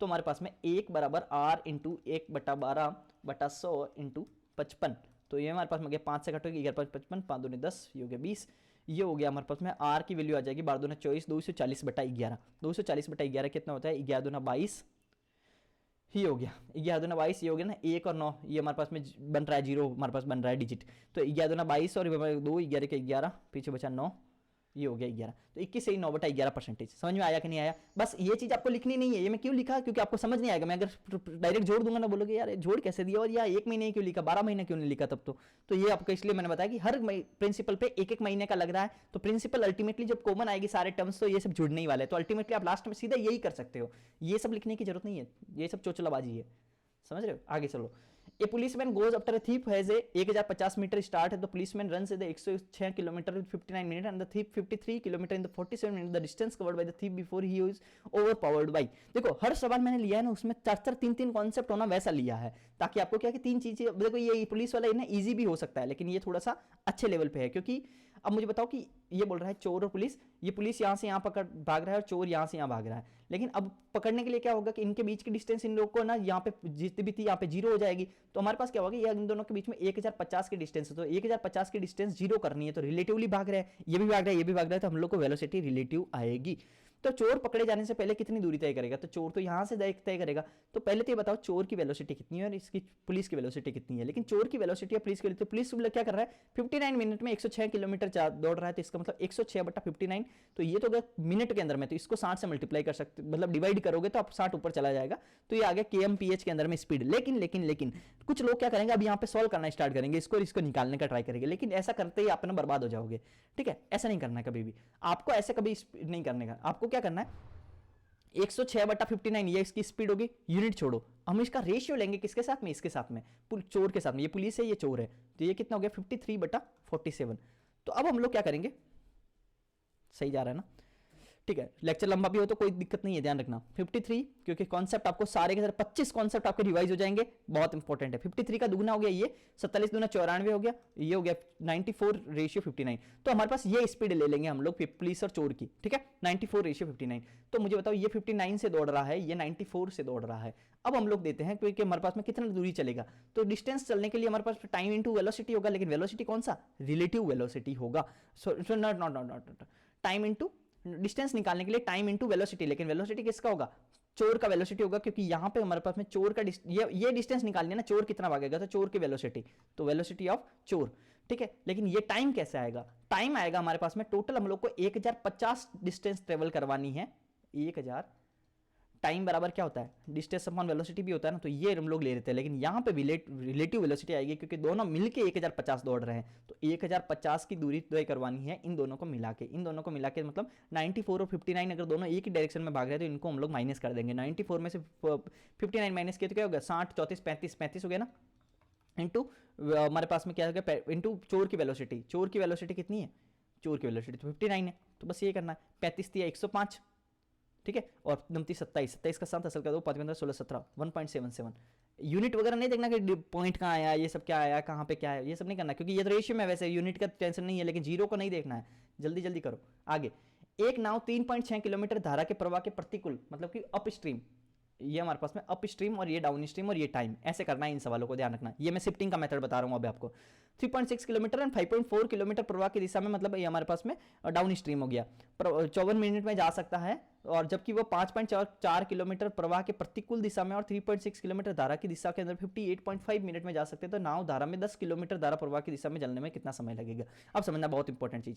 तो ऐसे जब सवाल आता है ना कि ये और ये चल के इतना टाइम लग रहा है, तो यूडीटी का जब कॉन्सेप्ट आता है तो हम लोग को क्या करना है कि ये देखो कैसे करना है बताता हूँ। पहले मैं ये लिखता हूँ, क्यों लिखूंगा ये भी बताता हूँ। पहले इस केस को लिखते हैं। तो बोल रहा है धारा प्रवाह के प्रतिकूल, प्रतिकूल मतलब हमारे पास अप स्ट्रीम में 5.4 किलोमीटर जाना और डाउन स्ट्रीम में 3.6 किलोमीटर जाना, दोनों मिला के काम होता है 58.4 मिनट, 58.5 मिनट के अंदर में, 58.5 मिनट के अंदर में, यही हो रहा है ना, और ये 54 मिनट सही है, तो 58.5 मिनट के अंदर में। अब हमारे पास में क्या हुआ, दूसरे केस के अंदर में क्या बोल रहा है कि 3.6 प्रवाह के प्रतिकूल, ध्यान रखना कभी कभी क्या होता है अनुकूल इधर दे देगा, प्रतिकूल इधर देगा, लेकिन यहाँ पे उल्टा भी दे सकता है, तो आपको बहुत ध्यान से देना है, ये भी प्रतिकूल ये भी प्रतिकूल, तो दोनों लिखो। तो ये 3.6 जाने में लगता है, इसको थोड़ा सा करते हैं छोटा करते हैं, तो ये आ गया 3.6, तो 3.6 जाने के अंदर में इसको लगता है 5.4, ये आता है 5.4 किलोमीटर प्रवाह की दिशा में, इसको लगता है 54 मिनट। अब इसको देखो सॉल्व करने में तो आप नॉर्मल मेथड से भी कर सकते हो, लेकिन बहुत लंबा चला जाता है, तो इसको मैं कैसे सॉल्व करते हैं बताऊं।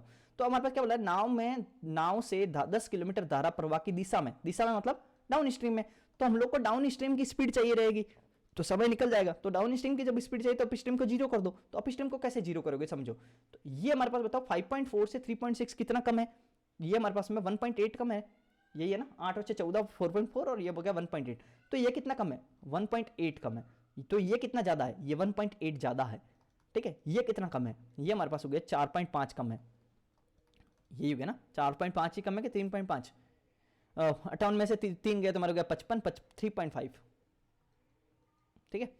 तो ये हो गया 3.5, तो 3.5 ये कम है, लेकिन अब समझना ये 3.5 कम है। तो अब मुझे एक बताओ कि इसको अगर मुझे जीरो बनाना हो, तो अगर ये 1.8 कम होता है तो ये 1.8 ज्यादा हो जाता है, तो ये 3.5 कम हो जाता है, ये इसका बोलने का थ्योरी है। तो हम क्या करें, हमें तो 3.6 कम करना है, तो हमें तो 1.8 नहीं, हमें दुगुना कम करना है। तो हमें दुगुना कम करेंगे तो हम लोग -3.6 करेंगे, तो हम लोग यहाँ पे जीरो हो जाएगा, ये जैसे ही करेंगे तो ये भी तो दुगुना बढ़ जाएगा, ये भी तो दुगना बढ़ जाएगा, तो ये भी 3.6 बढ़ जाएगा। तो 5.4 में 3.6 बढ़ाओगे तो 6 और 4 10 के जीरो, असल का 1 5 9 9, तो 9 हमारे पास बढ़ जाएगा, ये 90 नहीं है, ध्यान रखना 9 है, तो हम लोग क्या करेंगे 9 लिख देते हैं सीधा सीधा। तो 3.6 ये हो गया 9, इनमें जोड़ेंगे तो ये 9 बन जाएगा। तो अब मुझे बताओ ये भी तो दुगना कम हो जाएगा, ये कम हो रहा है ना, तो ये भी दुगना कम होगा, तो 7 कम हो जाएगा। तो सब 54 में से 7 गए तो हमारे पास कितना बनेगा, 4 और 3 ये हो गया 47, 47 सही है ना, 47 मिनट, तो हमारे पास 47। तो अब हमारे पास में ये ध्यान रखना 3.5 58 में से 3 गया 55, 55 में से 0.5 और गया, तो हमारे पास हो गया 54, 4 और 4 8, 4.5, अरे यार कहाँ गड़बड़ कर रहा हूँ मैं, क्या कर रहा हूँ, 54 में 4.5 जोड़ते होता था ना भाई 58.5, तो 4.5 सही था क्या यार, फोकस लूज हो रहा है क्या। चलो ये हो गया, तो इसको हमारे पास में क्या हो गया, ये भी दुगना कम होगा, 4.5 का दुगना कम करोगे तो ये हो गया 9, तो 9 जब कम करोगे तो ये हो गया 45, ठीक है 45। तो अब हमारे पास क्या हुआ, ये मिनट के अंदर में था, ध्यान रखना ये मिनट के अंदर में था और ये किलोमीटर के अंदर में था, तो मतलब कि 0 किलोमीटर अप स्ट्रीम और 9 किलोमीटर डाउन स्ट्रीम जाने में 45 मिनट लगता है, तो इसको तो हम लोग इग्नोर कर सकते हैं। अब तो कहने में था 9 किलोमीटर डाउन स्ट्रीम जाने में 45 मिनट लगता है, तो 45 हम लोग को टाइम निकालना ना, तो हमारे पास 9 किलोमीटर जाने में 45 मिनट लगता है, तो 1 किलोमीटर जाने के अंदर में 5 मिनट लगेगा, 1 किलोमीटर जाने में, तो हम लोग को 10 किलोमीटर जाना है, तो 10 किलोमीटर जाने में 50 मिनट लगेगा, ठीक है। जो ये आगे 50 मिनट, ठीक है। चलो अब हम लोग आगे चलते हैं। चलो 12 में क्या हुआ, कितना टाइम गया 43 minute. A can do a work in the 16 days, A can do a work in the 16 days, B can do a work in the 36 days, C can do a work in the 48 days. A and B C start together. After working the 4 days A left, in how many days C will complete the remaining work? अरे यहाँ पे एक line और है, ध्यान रखना English के अंदर में, ध्यान रखना यहाँ पे एक और लाइन है। ये क्या बोल रहा है, 4 दिन काम करने के बाद ए ने और उसके 5 दिनों के बाद बी ने काम छोड़ दिया, ध्यान रखना, और उसके 5 दिनों के बाद, इंग्लिश वाले को अगर नहीं समझ में आ रहा है तो ध्यान रखना कि 4 दिन जब ए काम कर देता है तो उसके 4-5 दिन के बाद में बी है ना, बी वो भी काम छोड़ देता है, तो ये लाइन यहाँ पे मिसिंग है, ध्यान रख लेना इंग्लिश मीडियम वाले, तो ये है ना हिंदी वाला ये पढ़ लेना लाइन, ठीक है। और उसके बाद क्या बोल रहा है, how many days C will complete the remaining work, C है ना कितने समय के बाद में काम खत्म करेगा, बचा हुआ काम कितने समय में। तो पहले तो काम देख लेते हैं, 16 36 और 48 का एलसीएम क्या होगा 144, ठीक है। कैसे पता चला, तो ये आपको ना एक्सपीरियंस से पता चल जाएगा, ठीक है। तो ये क्या होगा, 16 में 144 होता है, ये 36 36 से ये कार्य होगा तो हमारे पास क्या होगा 8 ये हमारे पास हो गया 8 3 24 9 चंगा 54 तो 9 27 36 दूना 72 दूना 144 होता है ना, लो 4 हो गया, ये हो गया 48 48 का 3 गुना करोगे तो हमारे पास आ जाएगा, ये हमारे पास आ जाएगा ये। अब वो क्या बोल रहा है 4 दिन काम करने के बाद ए ने और इसके 5 दिनों के बाद में एबीसी ने 7 काम करना स्टार्ट किया, एबीसी ने 7 काम करना स्टार्ट किया, लेकिन 4 दिन काम करने के बाद में ए ने छोड़ दिया, 4 दिन काम करने के बाद में ए ने छोड़ दिया। तो ए ने अगर 4 दिन ही काम किया है, ए ने अगर 4 दिन ही काम किया है तो ए मुझे बताओ 4 दिन में कितना काम कर लेगा। ए की कैपेसिटी अगर एफिशिएंसी के 9 है तो 4 दिन में 36 काम कर चुका होगा ए। और उसके बाद में इसके 5 दिन के बाद में, इसके 5 दिन के बाद में क्या किया, बी ने काम छोड़ दिया। तो बी कितना, बी मतलब टोटल कितने दिन चल गया, तो 4 दिन तो पहले था, 5 इसके बाद था, तो 9 टोटल 9 दिन काम किया बी ने। तो बी की कैपेसिटी कितनी है 4, तो 9 दिन काम करेगा तो 36 ये भी माइनस हो जाएगा। तो कहने का मतलब 36 तो ए कर चुका होगा, 36 ही बी कर चुका होगा। तो हमारे पास में 36 और 36 72, तो मतलब कि 72 काम हमारे पास में ए प्लस बी कर चुके होंगे। तो बताओ कि बचा हुआ काम कितना है, रिमेनिंग कितना है, रिमेनिंग हमारे पास में 72 ही बचा हुआ काम। मतलब 36 भी माइनस कर दो, 36 भी माइनस कर दो तो 72 काम बचा हुआ है। 72 मतलब ये हमारे पास ए प्लस सी कर चुके हैं तो 72 बचा हुआ है। तो बचा हुआ काम कितना है 72 का। तो ये बचा हुआ काम कौन कर रहा होगा, ये सी ही तो कर रहा होगा। सी की कैपेसिटी कितनी है 3 की कैपेसिटी, तो कितना टाइम लग जाएगा, तो ये होगा 3 दूनी 6 और ये हो जाएगा 1 चॉइस तो क्या होगा, सी को शेष कार्य को कितने दिनों में पूरा करेगा, सी शेष कार्य को कितने दिनों में पूरा करेगा, अरे अरे अरे अरे अरे शेष कार्य को कितने दिनों में पूरा करेगा, शेष कार्य बचा हुआ है ना। तो शेष कार्य को अब एक चीज समझो, अब एक चीज समझो मेरी बात को। तो ये क्या बोल रहा है 4 दिन काम करने के बाद में ए ने काम छोड़ दिया, इसके 5 दिनों के बाद में बी ने काम छोड़ दिया, सी शेष कार्य को कितने दिनों में करेगा। तो एक चीज समझना, सी शेष कार्य को करने का मतलब इसको नहीं करेगा, ध्यान रखना। देखो ये पूरा पूरा टोटल 144 काम है, तो इसमें से यहां तक आया, यहां तक आया तो हम लोगों ने किसने काम किया, ए प्लस बी प्लस सी ने तीनों ने काम किया। यहां तक आया तो किसने काम किया, यहां तक आया तो इसमें से किसने छोड़ दिया 4 दिन के बाद में। ये 4 दिन है, ये 5 दिन एक्स्ट्रा है तो मतलब 5 दिन है, ये हमारे पास में फिर हमारे पास सी बचा हुआ है। तो अब देखो यहाँ पे ए प्लस बी प्लस सी ने काम किया, यहाँ पे ए छोड़ चुका था तो बी प्लस सी ने काम किया, यहाँ पे बी भी छोड़ चुका था तो यहाँ पे सी ने काम किया। तो ए प्लस बी प्लस सी ने काम किया ना, तो मैंने यहाँ पे सिर्फ ए और बी का निकाला है, लेकिन हमारे पास में ये देखो थोड़ा सा मैं चीज़ को चेंज कर देते हैं, थोड़ा सा चेंज कर देते हैं, थोड़ा सा आपको समझ में ज़्यादा आएगा, नहीं तो गड़बड़ हो जाएगा। तो एक काम करते हैं तीनों को काम करवा देते हैं 4 दिन तक, क्योंकि यही पूछा है, सिर्फ हम लोग को यही पूछा है कि सी को बचा हुआ काम करने में कितना टाइम लगेगा। तो ए प्लस बी प्लस सी कितना हो गया 9 और 4 13, 13 और 14 15 16, 16 चौक 64, तो 64 काम तो हमारे पास में कौन कर चुका होगा, 64 काम हमारे पास में ये हो चुका होगा, यहाँ पे 64 काम यहाँ पे हो चुका होगा। ए प्लस बी 9 और 4 13, 14 15 16 और 16 चौक 64 काम ये हो चुका होगा। अब हमारे पास में बताओ कि बी प्लस सी कितना है 4 और 3 7, 7 5 35, तो 35 काम ये हो चुका होगा। अब हमारे पास में सी को कितना टाइम लगेगा, तो 5 और 4 9, 6 और 3 9, 99। तो हमारे पास बचा हुआ कितना है, बचा हुआ काम है हमारे पास में 45 का काम बचा हुआ है। अब 45 का काम कौन करेगा, सी करेगा। सी कितना 3 की कैपेसिटी से 15 थी 45, 15 दिनों के अंदर में ये काम हो जाएगा।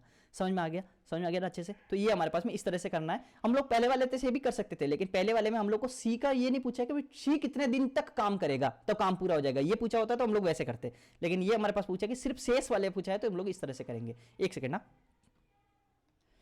चलो अब हम लोग आगे चलते हैं।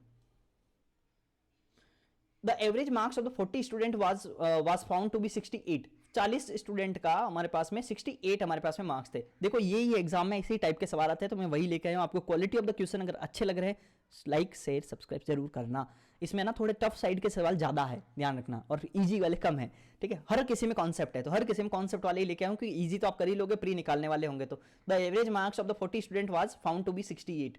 तो 40 स्टूडेंट जो है उसका एवरेज कितना है 68 है, ठीक है। अब क्या बोल रहा है, if the marks of the 2 student was incorrectly entered as 48 and 64। ये क्या है, इनकरेक्ट है और ये करेक्ट है। इनकरेक्ट कितना है 48 और 64 डाल दिया है, लेकिन करेक्ट कितना था, इंस्टेड ऑफ 84 एंड 46।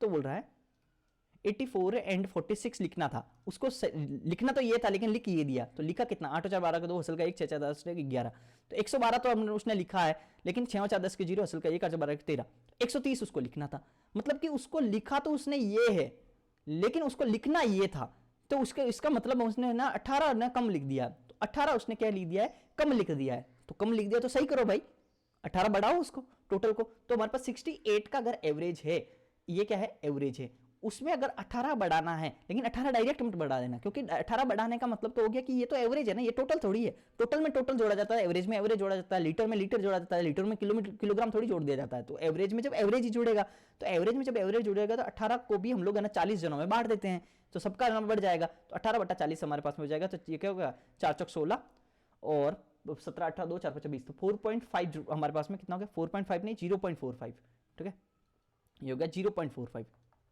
तो 0.45 हमारे पास में बढ़ जाएगा, तो ये हमारे पास हो गया 68.45, तो ये हमारे पास में हो जाएगा आंसर।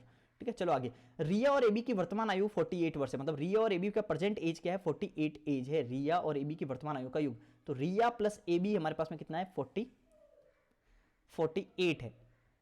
आज एबी है ना श्वेता से 4 साल बड़ा है, तो एबी है ना श्वेता से 4 साल बड़ा है, श्वेता को मैं ऐसे लिखता हूं, ठीक है, श्वेता से 4 साल बड़ा है। रिया और श्वेता की वर्तमान आयु का अनुपात इतना है, तो रिया और श्वेता को करना है, तो हम लोग क्या कहते हैं, रिया और श्वेता में इक्वेशन बना देते हैं। तो रिया प्लस एबी की जगह पे श्वेता लिख देते हैं, श्वेता प्लस 4 बराबर 48, तो ये हो गया रिया प्लस श्वेता बराबर हो गया 44। लेकिन रिया और श्वेता की हमारे पास में आयु का रेशियो क्या है, 7 और 4, मतलब 11 हमारे पास दिया हुआ है, ये हमारे पास में 4 रेशियो 7 के अंदर में है, तो मतलब 11 की वैल्यू हमारे पास में 44 है, तो 1 की वैल्यू क्या होगी, 1 की वैल्यू 4 होगी, इंटू 4 होगी, तो ये हमारे पास हो गया 4 चौक 16 साल की, और ये हो गया 7 चौक 28 साल का। तो 16 और 28 साल यही होगा ना, 11 44 7 चौक 28, 16 और 28 साल का। लेकिन क्या बोला, तो 2 साल पहले एबी की उम्र क्या थी, 2 साल पहले एबी की उम्र कैसे कैसे निकलेगी, पहले तो श्वेता की निकाल दो। श्वेता की हमारे पास क्या होगा, ये हमारे पास श्वेता का उम्र क्या है, 28 है ना, तो श्वेता की उम्र आज कितनी है, पहले तो ये हमारे पास एबी की उम्र आज कितनी है, तो ये हो गया 28 + 4, मतलब एबी की उम्र आज है 32 साल। ठीक है, तो एबी की उम्र आज है 32 साल, लेकिन 2 साल पहले एबी की उम्र कितनी होगी, 2 साल पहले मतलब a-2 हमारे पास में हो जाएगा 30, तो हमारे पास 30 आंसर हो जाएगा। ठीक है, चलो आगे जाते हैं। आगे क्या बोला, cos theta plus tan theta इतना है, sec theta plus minus cos theta इतना है, तो इसकी वैल्यू निकालो। इसकी वैल्यू कैसे निकलेगी, तो मुझे बताओ, जब भी हमारे पास में sec आता है, ये हमारे पास में cot वगैरह ये सब आ जाता है ना, तो बहुत 0 और 90 के ऊपर में लफड़े हो जाता है, क्योंकि tan वगैरह में कुछ इनफाइनाइट बनने का चांस रहता है। तो हम लोग क्या करते हैं, जब ये सेफ साइड क्या है 45 डिग्री, सीधा 45 डिग्री वैल्यू पुट करो और आपका आंसर आ जाएगा, तैयार हो। तो हमारे पास cot 45 क्या होता है, 1 होता है, tan 45 क्या होता है, 1 होता है, तो x की वैल्यू 2 आ गई। sec 45 क्या होता है, sec 45 होता है √2, cos 45 क्या होता है, -1 1/√2। इनको सॉल्व करेंगे तो क्या आएगा, √2 2 - 1 1/√2, यही आएगा ना, √2 × √2 2 2 - 1 1 1/√2, तो ये हो गया y की वैल्यू। तो y की वैल्यू क्या आएगी, 1/√2। तो इसमें अगर वैल्यू पुट कर दो, आ गया आंसर। x² मतलब 2 दूनी 4, 4/√2 की पावर 2/3 माइनस xy², x कितना है 2 और y² मतलब कि ये भी 2 से 2 कट जाएगा तो 1 आएगा। देखो रखना है, वैसे वैल्यू पुट करके कैलकुलेशन करनी है, इसको क्या ही बताऊं मैं। आगे हो गया, तो अब देखना है इसको, तो हम लोग क्या करते हैं, पहले स्क्वायर कर देते हैं, फिर हम लोग अंडर रूट, ये हमारे पास क्यूब रूट करेंगे। ठीक है, तो पहले 4 का स्क्वायर क्या होगा, 4 चौक 16 हो जाएगा, और √2 का स्क्वायर क्या हो जाएगा, 2 हो जाएगा, और बट्टा में आ जाएगा 1/3, क्योंकि स्क्वायर में कर चुका हूं, माइनस ये 1 का ऊपर में कुछ भी हो तो 1 ही होता है। ठीक है, तो 1 ही होता है। तो अब हम लोग मुझे बताओ, ये हो गया 8 का क्यूब रूट कितना हो जाएगा, 2 2 - 1 हो जाएगा 1। ठीक है, तो ये हो जाएगा 1 हो जाएगा आंसर। 1 सेकेंड, चलो अब हम लोग आगे बढ़ते हैं। कमेंट करके मुझे जरूर बताना अगर आपको क्वालिटी ऑफ द क्वेश्चन बहुत अच्छे लगे। ऐसा नहीं है कि ये सब PYQ बेस है, ध्यान रखना, PYQ बेस है, लेकिन सब बहुत अच्छे सवाल है, कि आपको ऐसा नहीं लगे कि भाई बहुत हार्ड बना दिया, हार्ड नहीं है, लेकिन ऐसा भी नहीं है कि एकदम हलवा बन गया कि आपको डायरेक्ट मध्य अनुपाति पूछ लिया। ठीक है, ऐसा नहीं है, डायरेक्ट ऐसा नहीं, आपको बहुत ट्रिकी आपको ध्यान रखना होगा। तो अब क्या हुआ, बोल रहा है कि द गिवन टेबल ये सब है, इनको नहीं पढ़ना रहता, ध्यान रखना, ये सब नहीं पढ़ना रहता, सीधा आप इस पे वार करो पहले। How many employees of the department A and C के कितने डिपार्टमेंट के अंदर में ए और सी के together are living in the city Z, तो जेड के अंदर में कितने रह रहे हैं ए और सी में से। अब सोचो कि ये हमारे पास लिंक का रेशियो है, एम रेशियो आप दिया हुआ है, ये जेड में कितने जने रह रहे हैं। तो अब मुझे बताओ कि ये बोल रहा है कर्मचारियों की संख्या का 10% इतना है, तो मुझे बताओ, अब जैसे ही आप परसेंटेज देखोगे आपको लगेगा किसका 10%, तब जाके इस पे नजर मारो, समझ गए ना। जब डाटा की कमी दिखे ना, आपको एक्सपीरियंस से आ जाता है ये, अगर मैथ्स स्ट्रांग है ना, आपको पता चल जाएगा यहाँ पे लिंक हमारे पर लोग तो है ही नहीं, लोग आंसर में लोग कैसे आ रहे हैं, तो इसका मतलब यहाँ कहीं कुछ डाटा दिया है, तो ये दिया है 80,000, तो कल मतलब टोटल हमारे पास में 80,000 जने हैं, तो 80,000 का 10% हमारे पास में कर्मचारियों की संख्या है ए के अंदर में, तो टोटल 80,000, तो 80,000 का 10% मतलब कि 1/10। ठीक है, ये हमारे पास में संख्या है हमारे पास ए के अंदर में, और उसमें भी जेड कितने हैं, लिंक का तो हमें कुछ लेना देना ही नहीं है, जेड और वाई सिटी है, तो जेड कितना हो गया 1/10, तो जेड भी हो गया हमारे पास में 1/10, तो ये हो गया हमारे पास में 1/10, तो ये तो हो गया हमारे पास में किसमें, ए के अंदर में, प्लस सी के अंदर करना है, तो सी के अंदर में 12%, तो 80,000 का 12%, 80,000 का 12%, सॉरी नॉट 1/12, 80,000 का 12%, तो ये हो गया 12%, 12/100 लिख देता हूँ, 12/100 लिख देता है, इनटू ये हमारे पास में हो गया कि भाई कि हमारे पास जेड का पूछा था 5/6, ये हो गया 5/6, समझ में आ गया। तो हम लोग क्या करते हैं, 2 0 से 2 0 कट गया, तो ये हो गया 800, प्लस ये हमारे पास में कितना हो गया, 2 0 से 2 0 कट गया, ये हमारे पास हो गया 6 से काटेंगे तो 2 बार गया, 5 दूना 10 हो गया, तो ये हो गया 8,000, तो ये हो गया 8,000, दोनों मिला के हो गया 8,800, ठीक है। इसमें जीरो का ध्यान रखना है, नहीं तो फिर आप क्या करोगे कि 800 800 1600 ना कर दो कहीं पे और ऑप्शन में कहीं मिल गया तो गड़बड़ हो जाएगा, ठीक है। आगे the radius of the two circular faces of the frustum मतलब हमारे पास छिन्नकों पर cone of the 5 and 4, if the height of the frustum is 21, what is the volume of the frustum. ये मैंने फ्रस्ट्रम का क्यों रखा है, क्योंकि बाकी सबका फॉर्मूला आपको पता होगा, वॉल्यूम छिन्नक का भूल जाते हैं लोग, तो छिन्नक का भूल जाते हैं तो भूलो, अगर भूले हैं तो नंबर कटेंगे आपके एग्जाम के अंदर में। तो वॉल्यूम बराबर हमारे पास में क्या होता है, फ्रस्ट्रम क्या होता है, ऐसा होता है फ्रस्ट्रम, ठीक है, नीचे से और ऊपर से बड़ा बड़ा होता है। जब हमारे पास कोन क्या होता है, वो ऐसा होता है, कोन में ऊपर वाली रेडियस क्या होती है, 0 होती है, ध्यान है, नीचे वाली हमारे पास में r होती है। तो इसका फॉर्मूला क्या होता है, 1/3 वॉल्यूम का क्या होता है, 1/3 पाई आर स्क्वायर एच। तो आप क्या करो, 1/3 पाई और एच तो यहाँ पे भी कॉमन होता है, 1/3 पाई और एच तो यहाँ पे भी कॉमन होता है, लेकिन आर स्क्वायर की जगह पे क्या होता है, यहाँ पे 2 आर है, क्योंकि ये ऊपर r1 मान लो या नीचे r2 मान लो, इस टाइप का कुछ मान लो, तो हमारे पास में ये है। तो इसका फॉर्मूला यहाँ पे क्या हो जाता है, r1 square plus r2 square plus r1 r2, इस टाइप का यहाँ पे फॉर्मूला होता है। इस r स्क्वायर की जगह ये रिप्लेस हो जाता है। बस करो, वॉल्यूम कितना हो गया, 1/3 इंटू पाई। अब यहाँ पे ध्यान रखना, पाई आ रहा है, इसका मतलब ये 11 का मल्टीपल होगा, देख लो, 9 और 2 11, 6 और 2 3, ये नहीं है, 3 4 5 5, ये भी 11 का मल्टीपल, ये भी 11 का मल्टीपल, 8 से 14 में से 3 गया, ये भी 11 का मल्टीपल। तो सिर्फ ये आंसर नहीं है, बाकी हमारे पास सब कुछ भी आंसर हो सकता है। तो करो आगे, 22/7 इंटू एच कितना है, एच है 21, ये हो गया r1 स्क्वायर कितना हो गया, 5 5 5 25 प्लस 4 चौक 16 प्लस 25 चौका 5 चौक 20, ये हो गया 25 और 20 हो गया 45, 45 और 16 हो गया 6 5 11 51 61 61, सही हो जोड़ रहा हूँ ना, हाँ 25 और 4 चौक 16, 25 और 16 और 20 हो गया 20 20 40 और 45, 45 में हमारे पास ये जोड़ेंगे तो हो जाएगा 6 5 11 4 1 5 और 6, तो हमारे पास हो गया 61। तो हमारे पास हो गया ये 7 या 21, 3 से 3 कट गया, तो 22 को देखो, 22 को 61 से मल्टीप्लाई करना, तो पहले तो आप दुगुना कर दो, 61 का दुगुना कितना होता है 122, तो 122 को 11 से मल्टीप्लाई करना, तो ये कैसे करेंगे, 2 का 2 लिखो, 2 और 2 4 लिखो, 2 और 1 3 लिखो और 1 लिखो, 1342, ये हो गया आंसर, ठीक है। आगे, in a circle A B is the diameter and C D is a chord. एक सर्कल के अंदर में ए बी तो क्या है, डायमीटर है, ए बी तो डायमीटर है, एंड सी डी क्या है, कॉर्ड है, सी डी ए कॉर्ड है। A B and C D, A B C D, A B and C D produce to meet at a point P, तो ये बस ये वाला सवाल हो गया, तो इन दोनों को मिलाया और यहाँ पे पी पे आके मिल गया, ठीक है। If P D is 15.3, P D is 15.3, C D is 11.9, C D is 11.9, AP is 30.6, AP total हमारे पास 30.6 हो गया। Then the radius of the circle is, तो रेडियस ऑफ द सर्कल मतलब R और R, ये रेडियस चाहिए हम लोग को। तो एक काम करो, पहले मैं ये निकाल देता हूं, फिर 30.6 में से माइनस कर दूंगा तो आ गया आंसर, हो गया। इसका फॉर्मूला क्या होता है वो समझो, हमेशा P पॉइंट से स्टार्ट करो, P से ना इसकी दूरी लो, P से फिर इसकी दूरी लो, हमेशा बाहर वाले पॉइंट से, तो ये क्या करो, PA इंटू PB जो होता है, PA इंटू PB जो होता है वो होता है PC इंटू PD, ध्यान रख लेना यही होता है, PC इंटू PD, हमेशा P से लेना है, नहीं तो अगर आप कैसे कर दोगे ना ये इंटू ये, तो सब गड़बड़ हो जाएगा, सब आपका बेड़ा पार नहीं होगा। फिर ये क्या होगा, जोड़ो, तो ये पूरा टोटल कितना हो गया, टोटल हो गया 9 और 10 11 12 का 2 हसल का 1, तो 15 और 11 हो गया 26 और 1 27, तो 27.2, यही है ना 27.2, वैल्यू सही दिया ना। PD हमारे पास 15.3 दिया है, CD हमारे पास में 11.9 दिया, CD दिया ना, ठीक है।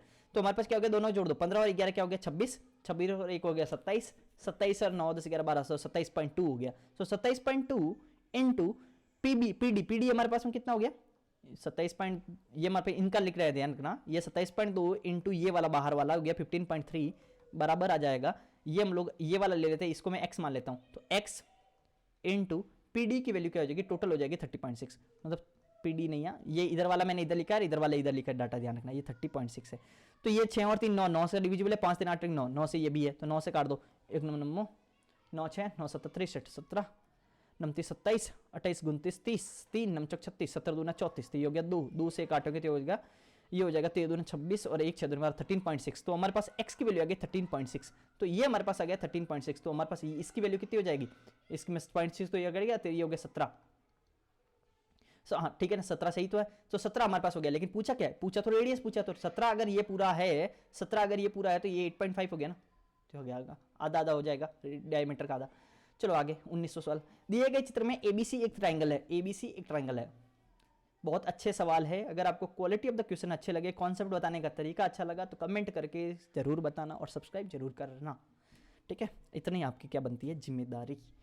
अब ना एक बात बता रहा हूँ, मैं 250 कॉन्सेप्ट जो वीडियो से करवाऊंगा, 250 जो मैं प्रैक्टिस दूंगा, और उसके प्रैक्टिस के लिए भी आपको कैसे पता चलेगा भाई अच्छा सवाल क्या है, आपका मेथड क्या है। ग्रुप के अंदर डिस्कशन करेंगे एक घंटे के लिए आपको रात को आज, ठीक है। तो आप क्या करना, जो ग्रुप ज्वाइन जरूर कर लेना।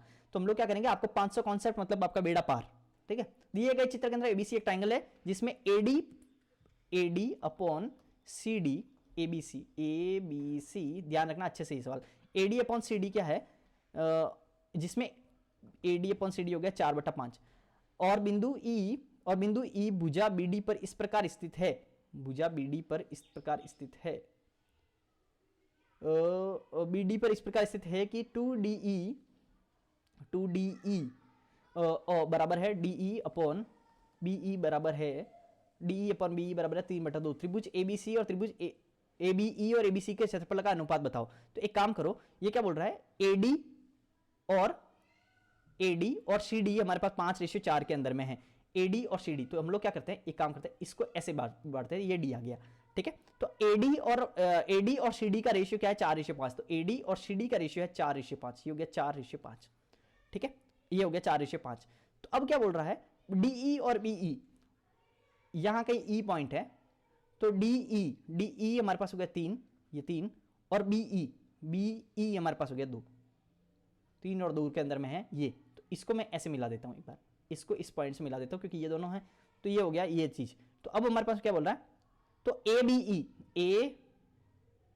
ABE तो मतलब इसका और पूरे टोटल का हमारे को एरिया का रेशियो निकालना है। अब मैं आपको एक मेथड यहां पे कॉन्सेप्ट बताता हूं कि किसी भी ट्राइंगल के अंदर में आपको ना किसी भी वर्टेक्स से अगर सामने वाली किसी भी साइड के ऊपर कोई भी लाइन खींचते हो तो उसको सीवियन बोलते हैं, सीवियन, ठीक है, सीवियन बोलते हैं। तो अब सीवियन जो होती है वो सीवियन, अब ये बहुत लाइन इंपॉर्टेंट ध्यान रखना, किसी भी ट्राइंगल के अंदर में सीवियन, किसी भी ट्राइंगल में खींची गई सीवियन बेस को जिस रेशियो के अंदर में बांटती है, बेस को जिस रेशियो में बांटती है, तो एरिया भी उसी रेशियो के अंदर में डिवाइड होता है।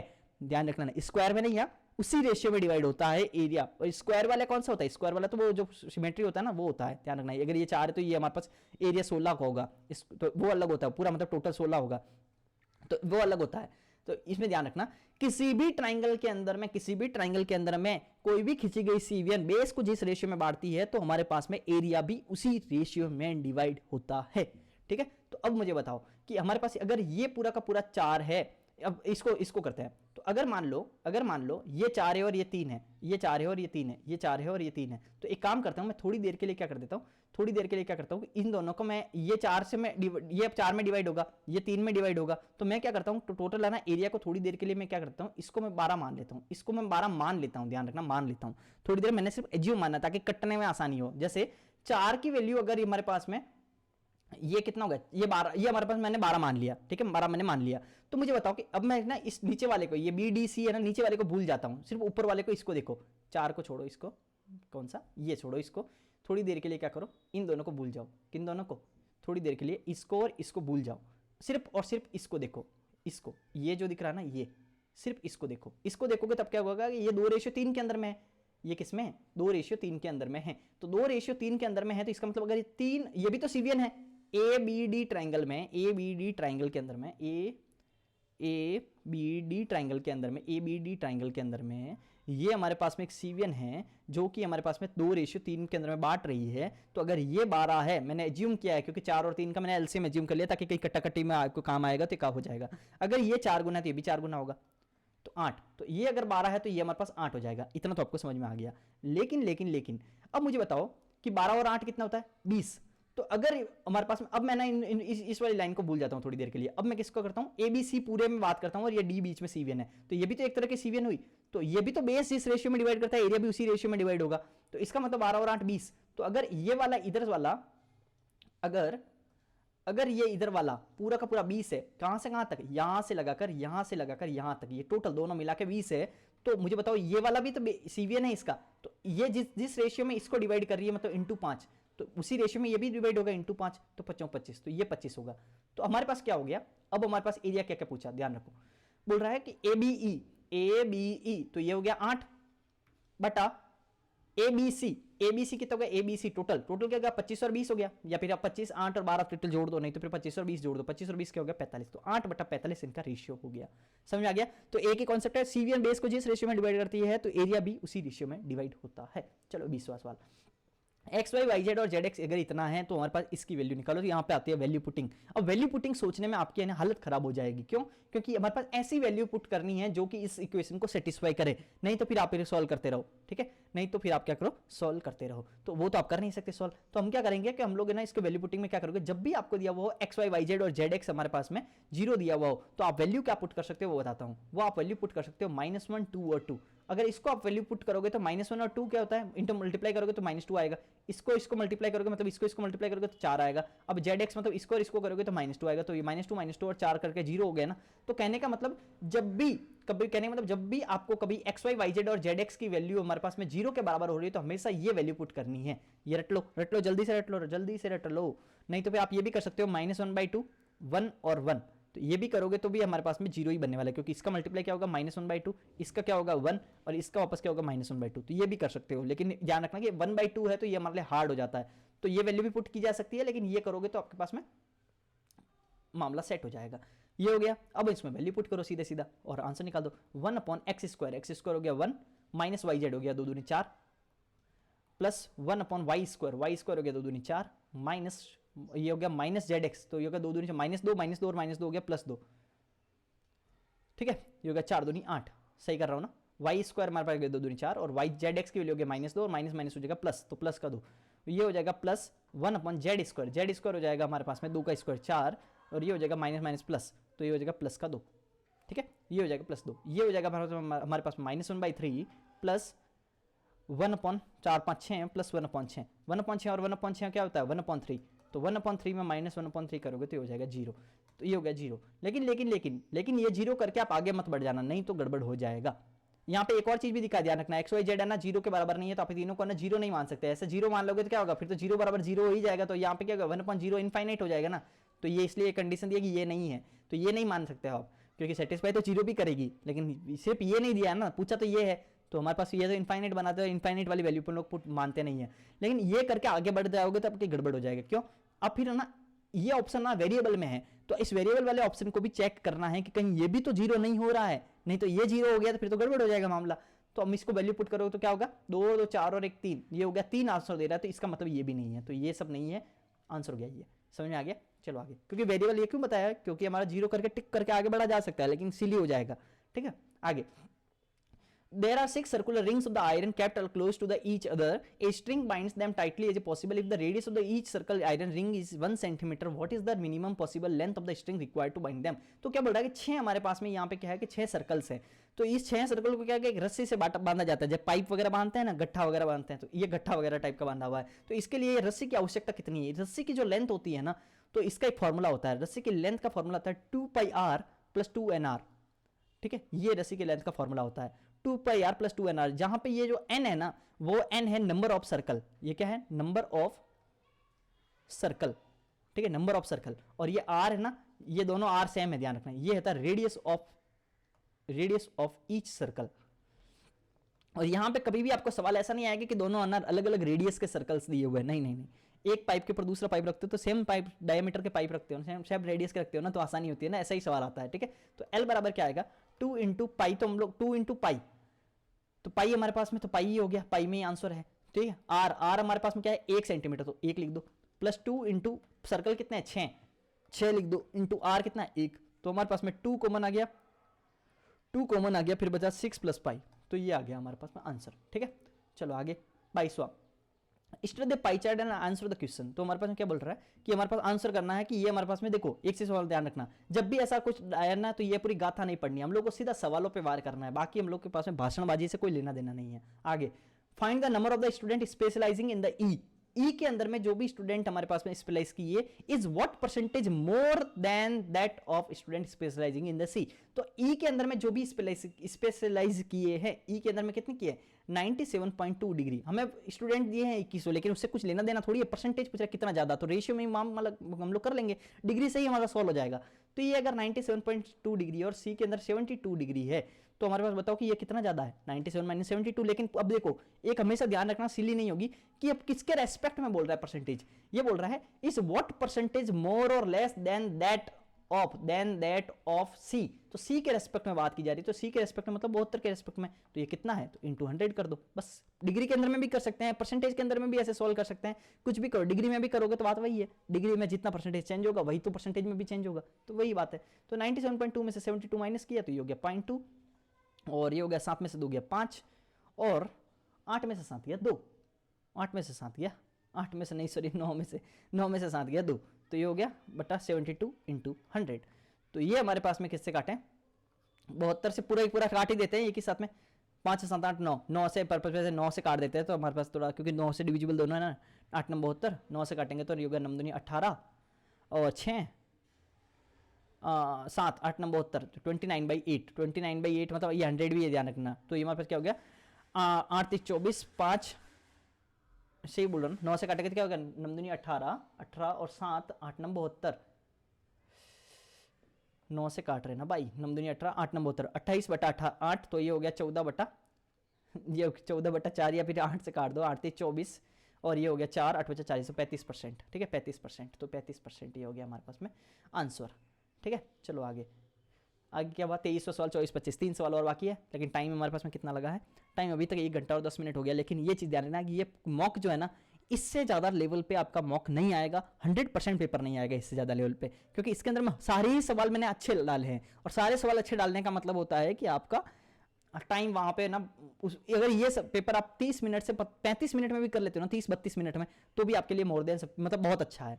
आगे a sum of 16,550 is borrowed 10% per annum, 10% per annum से हमारे पास इतने रुपए पाउंड के per annum compound interest and paid back in 3 equal installment. 3 equal installment के अंदर में क्या क्या पे किया है, what is the amount of each installment. तो ध्यान रखो कि जब भी हमें इंस्टॉलमेंट पूछे और सीआई के अंदर में पूछ रहा है, तो आपको क्या करना है कि हम लोग क्या करेंगे 10% बोले ना, तो आप क्या लिखो 10% हुआ मतलब कि 10 रुपए की चीज 11 रुपए के अंदर में हमारे पास दी हुई है, यही हुआ ना, 10 की चीज 11 के अंदर में। लेकिन दूसरी बार में क्या हुआ, दूसरे साल के लिए ये 10 की चीज 11, ये पहले साल के लिए, पहले साल के अंदर में क्या होगा, ब्याज क्या होगा 10% से चक्रवर्ती ब्याज है, तो 10 की चीज 11 हो जाएगी। 10% का मतलब 1/10 होता है, तो 10 के ऊपर 1 का ब्याज मतलब 10 के ऊपर 11 हो जाएगा। लेकिन 3 समान इंस्टॉलमेंट तो हमारे पास क्या होगा 3 है ना, 3, तो पहले साल के अंदर में ये होगी। दूसरे साल में आप हमेशा क्या किया कीजिए कि इसका स्क्वायर कर दिया कीजिए, तो ये 10 स्क्वायर हो जाएगा, ये 11 स्क्वायर हो जाएगा। ये चीजें याद कर लो बस, आपको कुछ भी ज्यादा ना लॉजिक समझने की जरूरत नहीं है, लॉजिक समझाने के लिए पूरी क्लास लगेगी, ठीक है। तो आपको क्या होगा कि 10 किसी भी कंपाउंड इंटरेस्ट के लिए अगर पूछे तो 10 इंटू 11 सॉरी 10 रेशियो 11, फिर इसका स्क्वायर करो, 10 स्क्वायर रेशियो 11 स्क्वायर, ये कितनी बार करो जितने साल जितना हमारे पास में इंस्टॉलमेंट है, तो ये हो गया। अब हमें क्या होता है कि ये जो हमारे पास बोल रहा है ना इक्वल इंस्टॉलमेंट, तो हमें ना ये जो वैल्यू होती है ये इधर वाली ये वैल्यू होती है इंस्टॉलमेंट की, लेकिन ये इंस्टॉलमेंट की तो अलग अलग वैल्यू हो गई, ठीक है। ये तो 11 है, ये 11 स्क्वायर है, ये 11 क्यूब है, लेकिन हम लोगों को क्या रहता है कि हम लोग को इंस्टॉलमेंट बराबर देनी है, तो हम लोग को इसको बराबर बनाना पड़ेगा, इधर साइड की संख्या को बराबर बनाना पड़ेगा। तो बराबर बनाने के लिए क्या करो, 11 का क्यूब है तो इसको भी 11 का क्यूब के लिए 11 का मल्टीप्लाई कर दो इधर और इधर, ये इधर में 11 है तो इसको 11 स्क्वायर से मल्टीप्लाई कर दो इधर और इधर, तो क्या हो जाएगा हमारे पास में। तो इसका डायरेक्ट ट्रिक क्या है, पहले तो ये समझो ट्रिक क्या है कि हमारे पास में अगर हमारे पास ये क्या है बताता हूं, अब हमारे पास ये तीनों के तीनों बराबर बन गए, 11 क्यूब 11 क्यूब 11 क्यूब 11 क्यूब, इसका मतलब इंस्टॉलमेंट ही तो निकालनी थी, तो इंस्टॉलमेंट जो भी आएगी वो रेशियो में हमारे पास 11 क्यूब है, तो इसका मतलब ये 11 का मल्टीपल तो होगी ही होगी, तो इसका मतलब जो भी आंसर रहेगा वो 11 का मल्टीपल आएगा। तो हमारे पास बहुत बार हमारे पास ऐसा होगा कि हमारे पास सिर्फ मल्टीपल से चीज हो जाएगी, आगे करने की जरूरत ही नहीं होगी। तो हमारे पास ये 11 का मल्टीपल है, ये 5 6 7 4 3 7 6 5 11 8 6 4 12 12 सारे के सारे 11 का डिविजिबल है, तो इसका मतलब हमारे पास इससे जा नहीं सकते। लेकिन ये चीज बहुत इंपॉर्टेंट है कि जैसे ही 10 रेशियो 11 दिखे तो ये कुछ भी नहीं लिखना है, जैसे ही 11 दिखे तो ये इधर वाला ना इंस्टॉलमेंट होने वाला है, क्योंकि हम लोग कैसे भी करके हम लोग बराबर बनाएंगे तो ये तो वही रहेगा ना, तो इसका मतलब 11 का डिविजिबल, ठीक है। अगर हम लोग को मान लो बोल देता कि भाई कि हमारे पास मान लो 8 रेशियो 9 आता, तो हमारे पास जो भी इंस्टॉलमेंट रहता है वो 9 का मल्टीपल होता, इस टाइप से हमारे पास बात हो रही है, ठीक है। चलो हम लोग आगे बढ़ते हैं। तो अब हमारे पास क्या होगा 11 11 121 121 0, ये हो गया 11 और 0 0, ये हो गया हमारे पास 1000, और ये हो गया हमारे पास में 11 11 1331, ये हो गया 1331 और ये भी हो गया 1331, ठीक है। अब हमारे पास में क्या हो गया, समझो मेरी बात को बहुत अच्छे से। तो अब हमारे पास में क्या हुआ कि हमारे पास में ये जो रहती है ना, इन सब का टोटल करो पहले, 0 1 2 1 3 1 2 1 3 303 3 1 0। तो ये जो वैल्यू रहती है, ये रहती है हम लोग जो उधार लेते हैं, टॉपिक यही समझा दे रहा हूं, ये जो उधार लेते हैं, ये जो संख्या रहती है, ये जो संख्या ये रहती है हमारे पास में, ये जो हमारे पास में रहती है वो रहती है इंस्टॉलमेंट। इक्वल करने के बाद में ध्यान रखना है, ये होती है इंस्टॉलमेंट। अगर इक्वल बोला है तो, अगर बोल रहा है 1:2:3 में, तो इसको भी फिर वापस 1:2:3 से मल्टीप्लाई कर दो, जैसे हम लोग ने मैंने बताया था ना जिंक और कॉपर वाले सवाल में कि पहले बराबर बना दो फिर 1 2 3 से मल्टीप्लाई कर दो। तो वो भी कर सकते हो आप इसको, जब भी हमने सवाल बोले उसी हिसाब से। इक्वल हमारे पास हमेशा इंस्टॉलमेंट हो, जरूरी नहीं है हार्ड बनाएगा फिर 1 2 3 भी कर सकता है, 1:2:3 में इंस्टॉलमेंट है तो वो फिर लास्ट में मल्टीप्लाई कर देना। तो ये हो गया। अब इन तीनों का सम करो तो 1331 इंटू 3, 1331 इंटू 3 जो है ना, ये जो पूरा अमाउंट है ना, ये है हमारे पास में हमारे पास क्या बोलते हैं इसको इंग्लिश में, अमाउंट, मतलब मिश्र धन। ठीक है, ये है मिश्र धन। ठीक है, तो ये इंस्टॉलमेंट होती है, ये उधार होता है, ये होता है, और ये जो अंतर रहता है ये होता है इंटरेस्ट, ब्याज। ठीक है, ओवरऑल ब्याज, तो ये होता है। ये चारों चीज ध्यान रखना। तो हमें क्या निकालना है, ये निकालना। लेकिन हमारे पास उधार कितना लिया है, उधार लिया है 165500। तो बोल रहा है 3310 की वैल्यू जो है वो है 165500। तो ये हमारे पास कितने गुना हो गया, ये हमारे पास 5 गुना हो गया ना, ये हमारे पास 5 गुना हो गया, 5 5 15 5 असल का 5 हाँ 5 गुना हो गया। तो ये हमारे पास 5 गुना है। अगर ये 5 गुना है तो इंस्टॉलमेंट भी तो 5 गुना होगी। तो 5 गुना होगी तो 5 5 3 15 5 असल का 1 5 15 1 16 का 6 असल का 1 5 15 1 16। तो ये हो गया ये 56 55 55, ये 56 55। ठीक है, ये आंसर हो गया। अब चलो ये, अब इसके अंदर में एक चीज समझो, ये बहुत ईजी है लेकिन एक लोगों को कंफ्यूजन क्यों होता है बताता हूँ समझना। ये बहुत ईजी है लेकिन इसको समझने के क्या दिक्कत है कि यहाँ लिखा है 5.75 और यहाँ लिखा है 57.5। ठीक है, यहाँ पे 5.75 57.5, यहाँ लिखा 3.25, यहाँ लिखा 32.5। तो ये पॉइंट का डिसिमल का फर्क है। तो ग्रुप के अंदर, टेलीग्राम ग्रुप में एक जना ने क्या बोला था कि सर ये है ना पॉइंट, ये जब ऊपर नीचे होते हैं तो हम लोग क्या करते हैं ना, कितना खिसका देते हैं ना, कितना क्या कर देते हैं ना। तो मतलब वो रट रहे हैं सवालों को, रटना नहीं है ना इसको। ये बच्चों वाला सवाल तो है। हम लोग क्या करेंगे कि ये नीचे वाले को या ऊपर वाले को बराबर बना देते हैं। मुझे एक बात बताओ, अगर मैं 57.5 को किस संख्या से मतलब कि भाग दूं या फिर मल्टीप्लाई करूं कि ये इस टाइप का बन जाए, तो हम लोग ये ना इसको थोड़ा तोड़ देते हैं। मुझे बताओ 57.5 को हम लोग क्या कर सकते हैं, हम लोग ये लिख सकते हैं ना कि 10 इंटू 5.75। तो 10 इंटू 5.75 भी तो 57.5 ही होता है। तो हम लोग क्या कर सकते हैं, इसमें से 10 है ना हम लोग कॉमन ले सकते हैं, इसमें से 10 कॉमन ले सकते हैं, इसमें से भी 10 कॉमन लेंगे तो टोटल हमारे पास 100 कॉमन हो गया। टोटल 100 कॉमन लेंगे तो 10 इसमें से 10 इसमें से, तो गुणा में है तो 100 कॉमन हो गया। तो यहाँ पे भी तो 10 ही हमारे पास same to same decimal place खिसकाना, तो एक खिसक जाएगा, जैसे ही 10 कॉमन लेंगे खिसक जाएगा, जैसे इसमें से 10 कॉमन लेंगे खिसक जाएगा। तो इन सब में क्या है, इन सब में क्या होगा, 100 कॉमन लिए जा सकते हैं, 100 इसमें से और वही 100 इसमें आ जाएगा और वही 100 इसमें से आ जाएगा कॉमन। तो वैसे के वैसे फिर क्या होगा, ऊपर वाला और नीचे वाला इक्वेशन क्या हो जाएगा, बराबर बन जाएगा। समझ में आ गया होगा अब आपको। तो अब क्या हुआ, ये क्या बना a into A into A, तो ये होगा A cube, b into B into B, ये हो गया बी क्यूब, अपॉन ये देखो सेम टू सेम चीज है, ये हो गया A square plus B square minus A B. तो ये बराबर किसके होता है, ये होता है ए प्लस बी के बराबर। ये फॉर्मूला होता है ना, A plus B into A square plus B square minus A B बराबर A cube plus B cube होता है। तो ये बस, और एक फॉर्मूला वो भी याद कर लेना, A cube minus B cube बराबर क्या होता है, A minus B into A square minus A B plus B square, sorry plus A B plus B square. ठीक है, प्लस ए बी, तो ये हो गया प्लस ए बी। तो हमारे पास में यहाँ पे माइनस होता है, बाकी ये चीज़ देख लेना, बाकी ये चीज़ तो आपको आता ही होगा। तो ये फॉर्मूला के ऊपर में बहुत बार ये वाला सवाल पूछा गया, तो देख लो। अब लेकिन अब यहाँ पे बराबर नहीं दिया तो हम लोग क्या करेंगे, पहले तो हम लोग इसको a प्लस बी कर देते हैं। तो a प्लस बी करेंगे तो क्या होगा, 5.75 और 3.25 का a प्लस बी क्या होगा, 5 और 3 8 और 1 9, तो 9 हो गया सम। तो इनका 9 हो गया सम। लेकिन हमारे पास पॉइंट का डेसिमल का फर्क था, तो हमने क्या कहता था, 10 इसमें से कॉमन लिया, 10 इसमें से कॉमन लिया, तो टोटल 100 कॉमन ले लिया, क्योंकि बीच में गुणा है। 100 कॉमन ले लिया तो 100 इसमें से भी कॉमन आएगा, 100 इसमें से भी, 100 इसमें से भी। तो अब ना इसे मत कर देना, मैथ इतनी कमजोर नहीं है ना कि ये कर दो कॉमन, ये नहीं है, क्योंकि 100 100 100 सब में है। तो हमारे पास 100 पूरा कॉमन आके बाहर सिर्फ 100 ही आएगा, ऐसे नहीं कि सब मल्टीप्लाई कर दो। तो 100 का हमारे पास में हो जाएगा, बाकी हमारे पास में कुछ भी नहीं बचेगा। बाकी तो हमारे पास में क्या बचेगा, कुछ भी नहीं बचा हमारे पास में। तो हमारे पास में कुल मिला के बाकी तो सब कट गया, क्योंकि ये तो हमारे पास में ये पूरा का पूरा सॉल्व करके ए प्लस बी आया था, ये 100 बचा हुआ था, 100 इंटू 1 कर दो। ठीक है, तो हमारे पास में क्या होगा, 9/100, 9/100 मतलब हो गया 0.09। समझ में आ गया ना।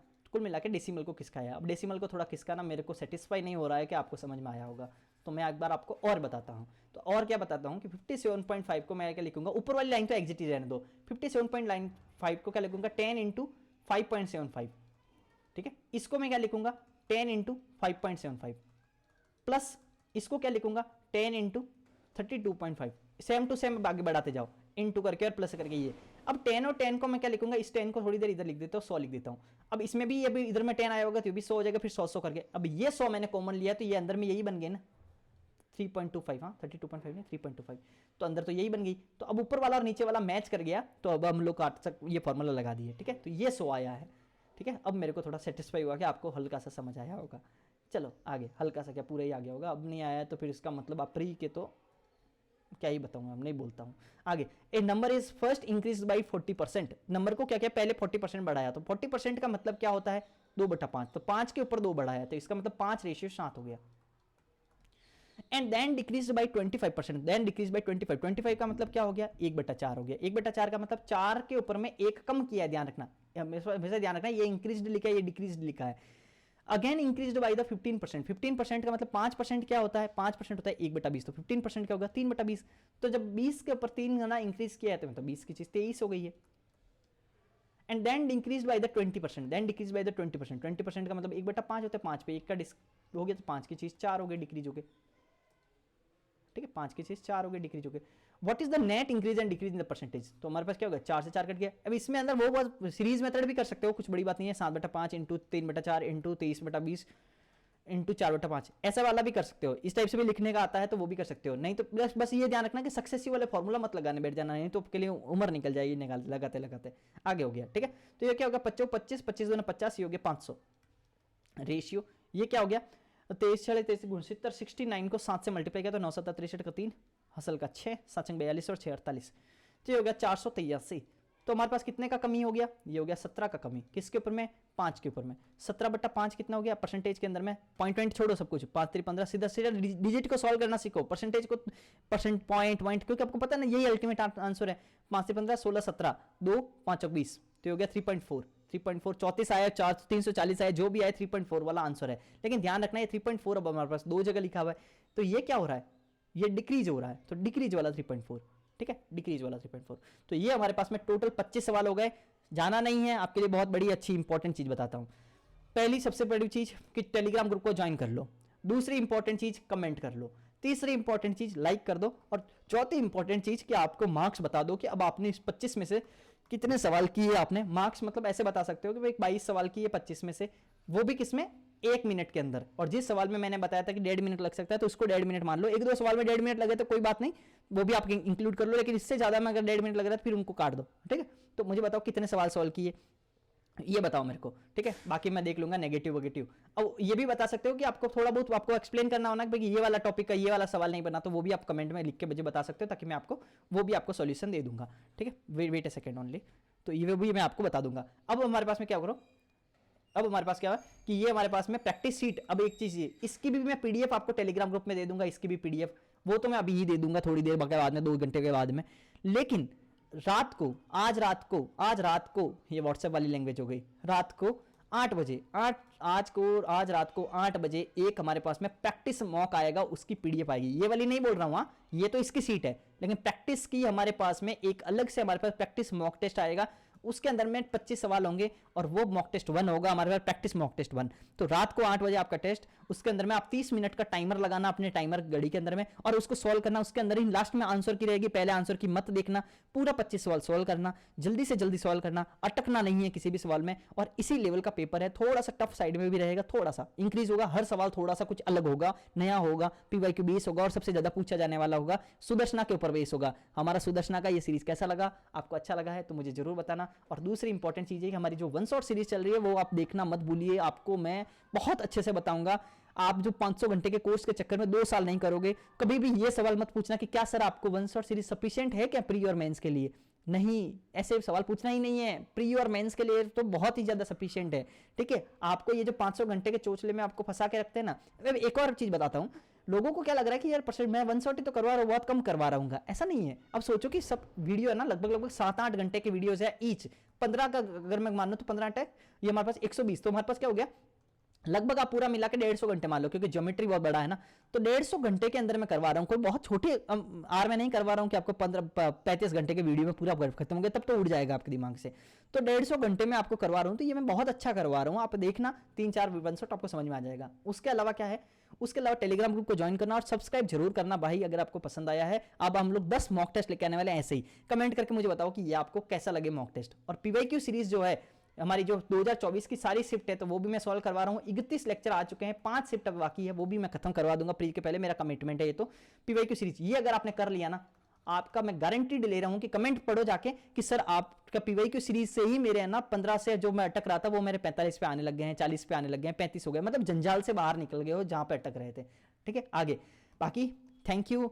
और बाकी शेयर करना अपने दोस्तों के साथ में और सब्सक्राइब करना और सबको बताना कि कैसा लगा। और पीडीएफ डाउनलोड कर लेना, सुदर्शन की पीडीएफ डाउनलोड कर लेना, मेरे खुद के नोट्स हिस्ट्री वगैरह के सबके करंट के सब कुछ कर, मतलब करंट नहीं सॉरी के स्टैटिक के बहुत सारा कुछ टेलीग्राम ग्रुप में डाला हुआ है, तो ज्वाइन जरूर कर लेना, सब्सक्राइब जरूर कर देना और मुझे कमेंट करके पक्का बताना कि आपको कैसा लगा।